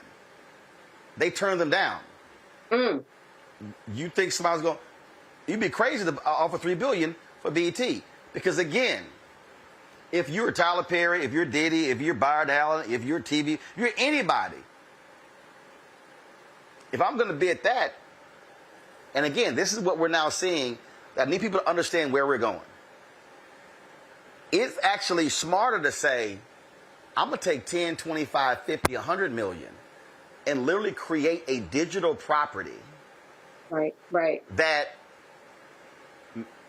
I can build that's more economically viable than me spending and me going into debt and now having to service that debt, and I'm always going to be underwater. That's really what you're dealing with. And so what I want our people to understand is that moving forward, and I'm telling y'all, and I'm going to throw this out here before I let Greg close this out. I need y'all to understand how deep this thing goes. Every black family, and y'all thinking your son's going to be a first rounder, y'all money's about to change. You know why? Your money's about to change because the cable networks, they're losing subs. Where's the money for the rights fees are going to come from? Y'all better. Greg, you mentioned the Pac-12 deal. That was larger subscription deal. The free money that used to be thrown around, the game has changed. Folk had better understand this thing is way deeper than they think it is. No, absolutely. I mean, Roland, and Candace said this a minute ago. And she, like she said, she's not just saying it because she's here. And Lauren is here, and I'm here. And Faraji is here, and Deborah is here, and Jackie Hood is here. She's not just saying that because Reese is here. And, the Black Star Network is doing something that is, in the teaching profession, we call it God's work. It's thankless work. people might not necessarily understand it, but as you said, when there's something that folk need some reliable information on, you see the numbers explode. They come here. And Lauren, when you said you watch YouTube a lot, I mean, I try to stay out of digital world because I try to continue to be analog, as you can see, but I can't fight the future. So I look at YouTube a lot too for that very same reason. And I'm saying this to say that, you know, we saw what happened to Bomani Jones at HBO or ESPN. High quality analysis. He couldn't stand. And then you see them throw something out, Comedy Central with Brother Leonard or Charlemagne, whatever he calls himself. That ain't high quality analysis, but they trying to strike the right chord. The idea of intelligent, penetrating, humorous at times, angry at times, but always consistently high quality analytical work, what Jacob Carruthers would call intellectual warfare. That's what you get with the Black Star Network. There's a lot of that stuff out on YouTube, but the difference between this, and I didn't know what the term OTT meant, over the top meant. Roland, you've built out a platform now that's not just YouTube, not just Facebook, not just Instagram, but literally its own platform and channel. And when folks subscribe, when folks hit the likes on YouTube and help try to drive the algorithm, that's extremely important, but you're not just relying on that. You've built out the entire network. And as Candace said, you're ahead of where these people are trying to go. Now, I said I didn't care about millionaires, but I will make an exception to that. Let me make an amendment to that. I care about millionaires and billionaires if they're going to do what the Ed Blooms of the world do, what the Murphys of the world do. In other words, I'm going to give you $100 million, Heritage Foundation. I'm going to fund you, Sarah Fisher, to attack affirmative action. I'm going to create a whole ass fake organization called SFFA and wipe out affirmative action. If we're going to have some black people line up to do that, and I'm not saying that Robert Smith hasn't invested, he gave some money to the New York Times for the 1619 project, and that's beautiful. But that ain't that, bruh. You need to get that money to the Black Star Network because the New York Times going to be fine. This is what it comes down to. When you approached me and said, you know, bro, would you consider perhaps doing a show? Would you write a treatment? The thing that came to mind was, I said, what I don't see is, and I'm only saying this by comparison because people know the name Charlie Rose. We don't have a black Charlie Rose, so let's do the black table. I'll put that content up against anybody doing anything, anywhere. And I'm not saying that because it's me. I'm saying that because people come into the Black Star Network and they expect to be engaged, they expect to be elevated, and when authors and lawyers and doctors and critical people of any racial background come through the Black Star Network, they come away with, this is the level of quality that I am glad that I got to participate in because this is the type of education that's going to help our people. You've got to support it. Why? Because our billionaires ain't writing checks like this. The white billionaires, the white nationalist billionaires are strictly just funding this thing cold-blooded, Moms for Liberty, funding this thing cold-blooded. And when they do that, they are able to penetrate and raise this to the level that they need. I'll end with this. We don't have that kind of money, but we do have people. And if everybody do a little, nobody has to do a lot. If we would simply invest in this platform, you would see the whole thing open up. And you know how we know? Where, well, they might be stingy on the ad revenue. They may not want to advertise with you, but guess what? They love money more than any other principle they have. That revenue will come to the Black Star Network, and then they'll start trying to tear it down. But by then, they'll realize the reality is when we all support it, you can't tear it down. But this is a critical moment. We're at an inflection point. And this story tonight about BET, this story allows us, again, to reinforce the fact that you've got to support this independent platform, not only because it's black, but because it is of the highest quality. And when you need to know, you can rely on this, and you prove it every time you think you need to know something. You come here. Understand. And the reality is this here. You can run all of the entertainment stuff that you want. But you know what? When January 6th happened, folk were like, what we gonna do? When Trayvon killed, when George Floyd murdered, we can go down the line. What I need our folks to understand, I got no problem with entertainment. I watch all sorts of shows. But if you think for a second that I'm gonna walk around uninformed, you got another thing coming. And I'm telling you, and I'm gonna say it again to everybody who's watching and listening, Black America, we are going to rue the day when we are asking somebody else to tell our story. Now, matter of fact, you know what? I got, you know what? I have not said this publicly, but I'm going to go ahead and say this. Uh-oh. When I was at oh, no, now I'm about to give y'all something, and listen, straight up. And I would love for the current leadership of BET to prove me wrong. When we were in Atlanta covering Melanie Campbell's grassroots organizing event in Atlanta, this was, what, May? Was it May? It was April or May. I ran into a sister, and she said, I'm so glad to meet you. She said, I know so much about you. And I was like, really? She says, yes. She says, after the death of George Floyd, she said, the leaders of BET came to me and said, it's time for us to do a news show. And she said, I ran the research. And she said, we did exhaustive research. We studied day parts, we studied shows, we studied other networks, we looked at radio, we looked at newspaper, we looked at podcasting. She said, we studied demographics, 18-24, 24-35, 35-44, 44-54, 55 plus. And she said, after we ran all the metrics, she said the research came back, and the number one person they said, Black America said they wanted to see host a news show on BET was you. She said it was you. She said Charlemagne was on the list, and she said, and then when Comedy Central launched his show, she said they're using my research. That's what she told me.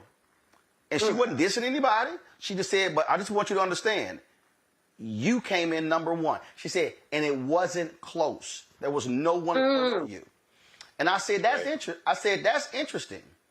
Because I know Scott Mills, the CEO of BET, and he never called. I know Connie Orlando, who's the exec there. She never called. I said, I know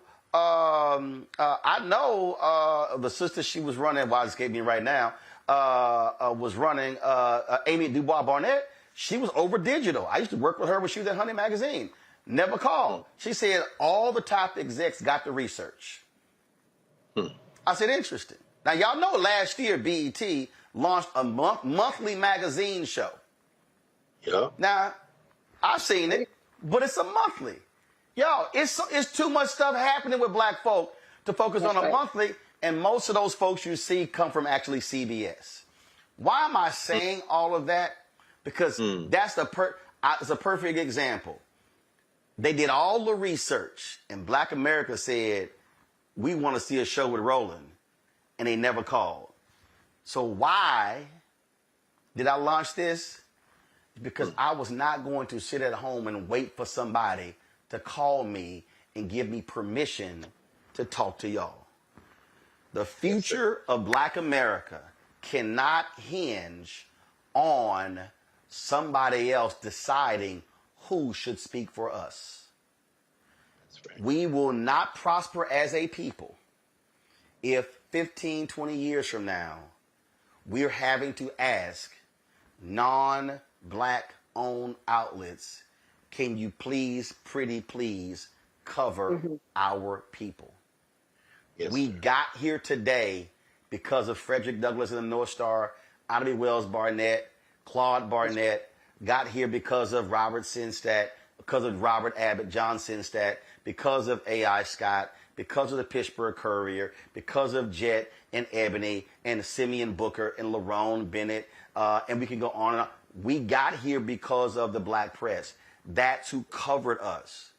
I'm telling y'all right now, Black America in the 21st century cannot and will not prosper if the people who we are relying on are focusing on hair and beauty and makeup and entertainment and sports and fashion. None of that will liberate Black America. And so, I will say it, I got no problem. I do hope that Tyler Perry is the one by BET. Why?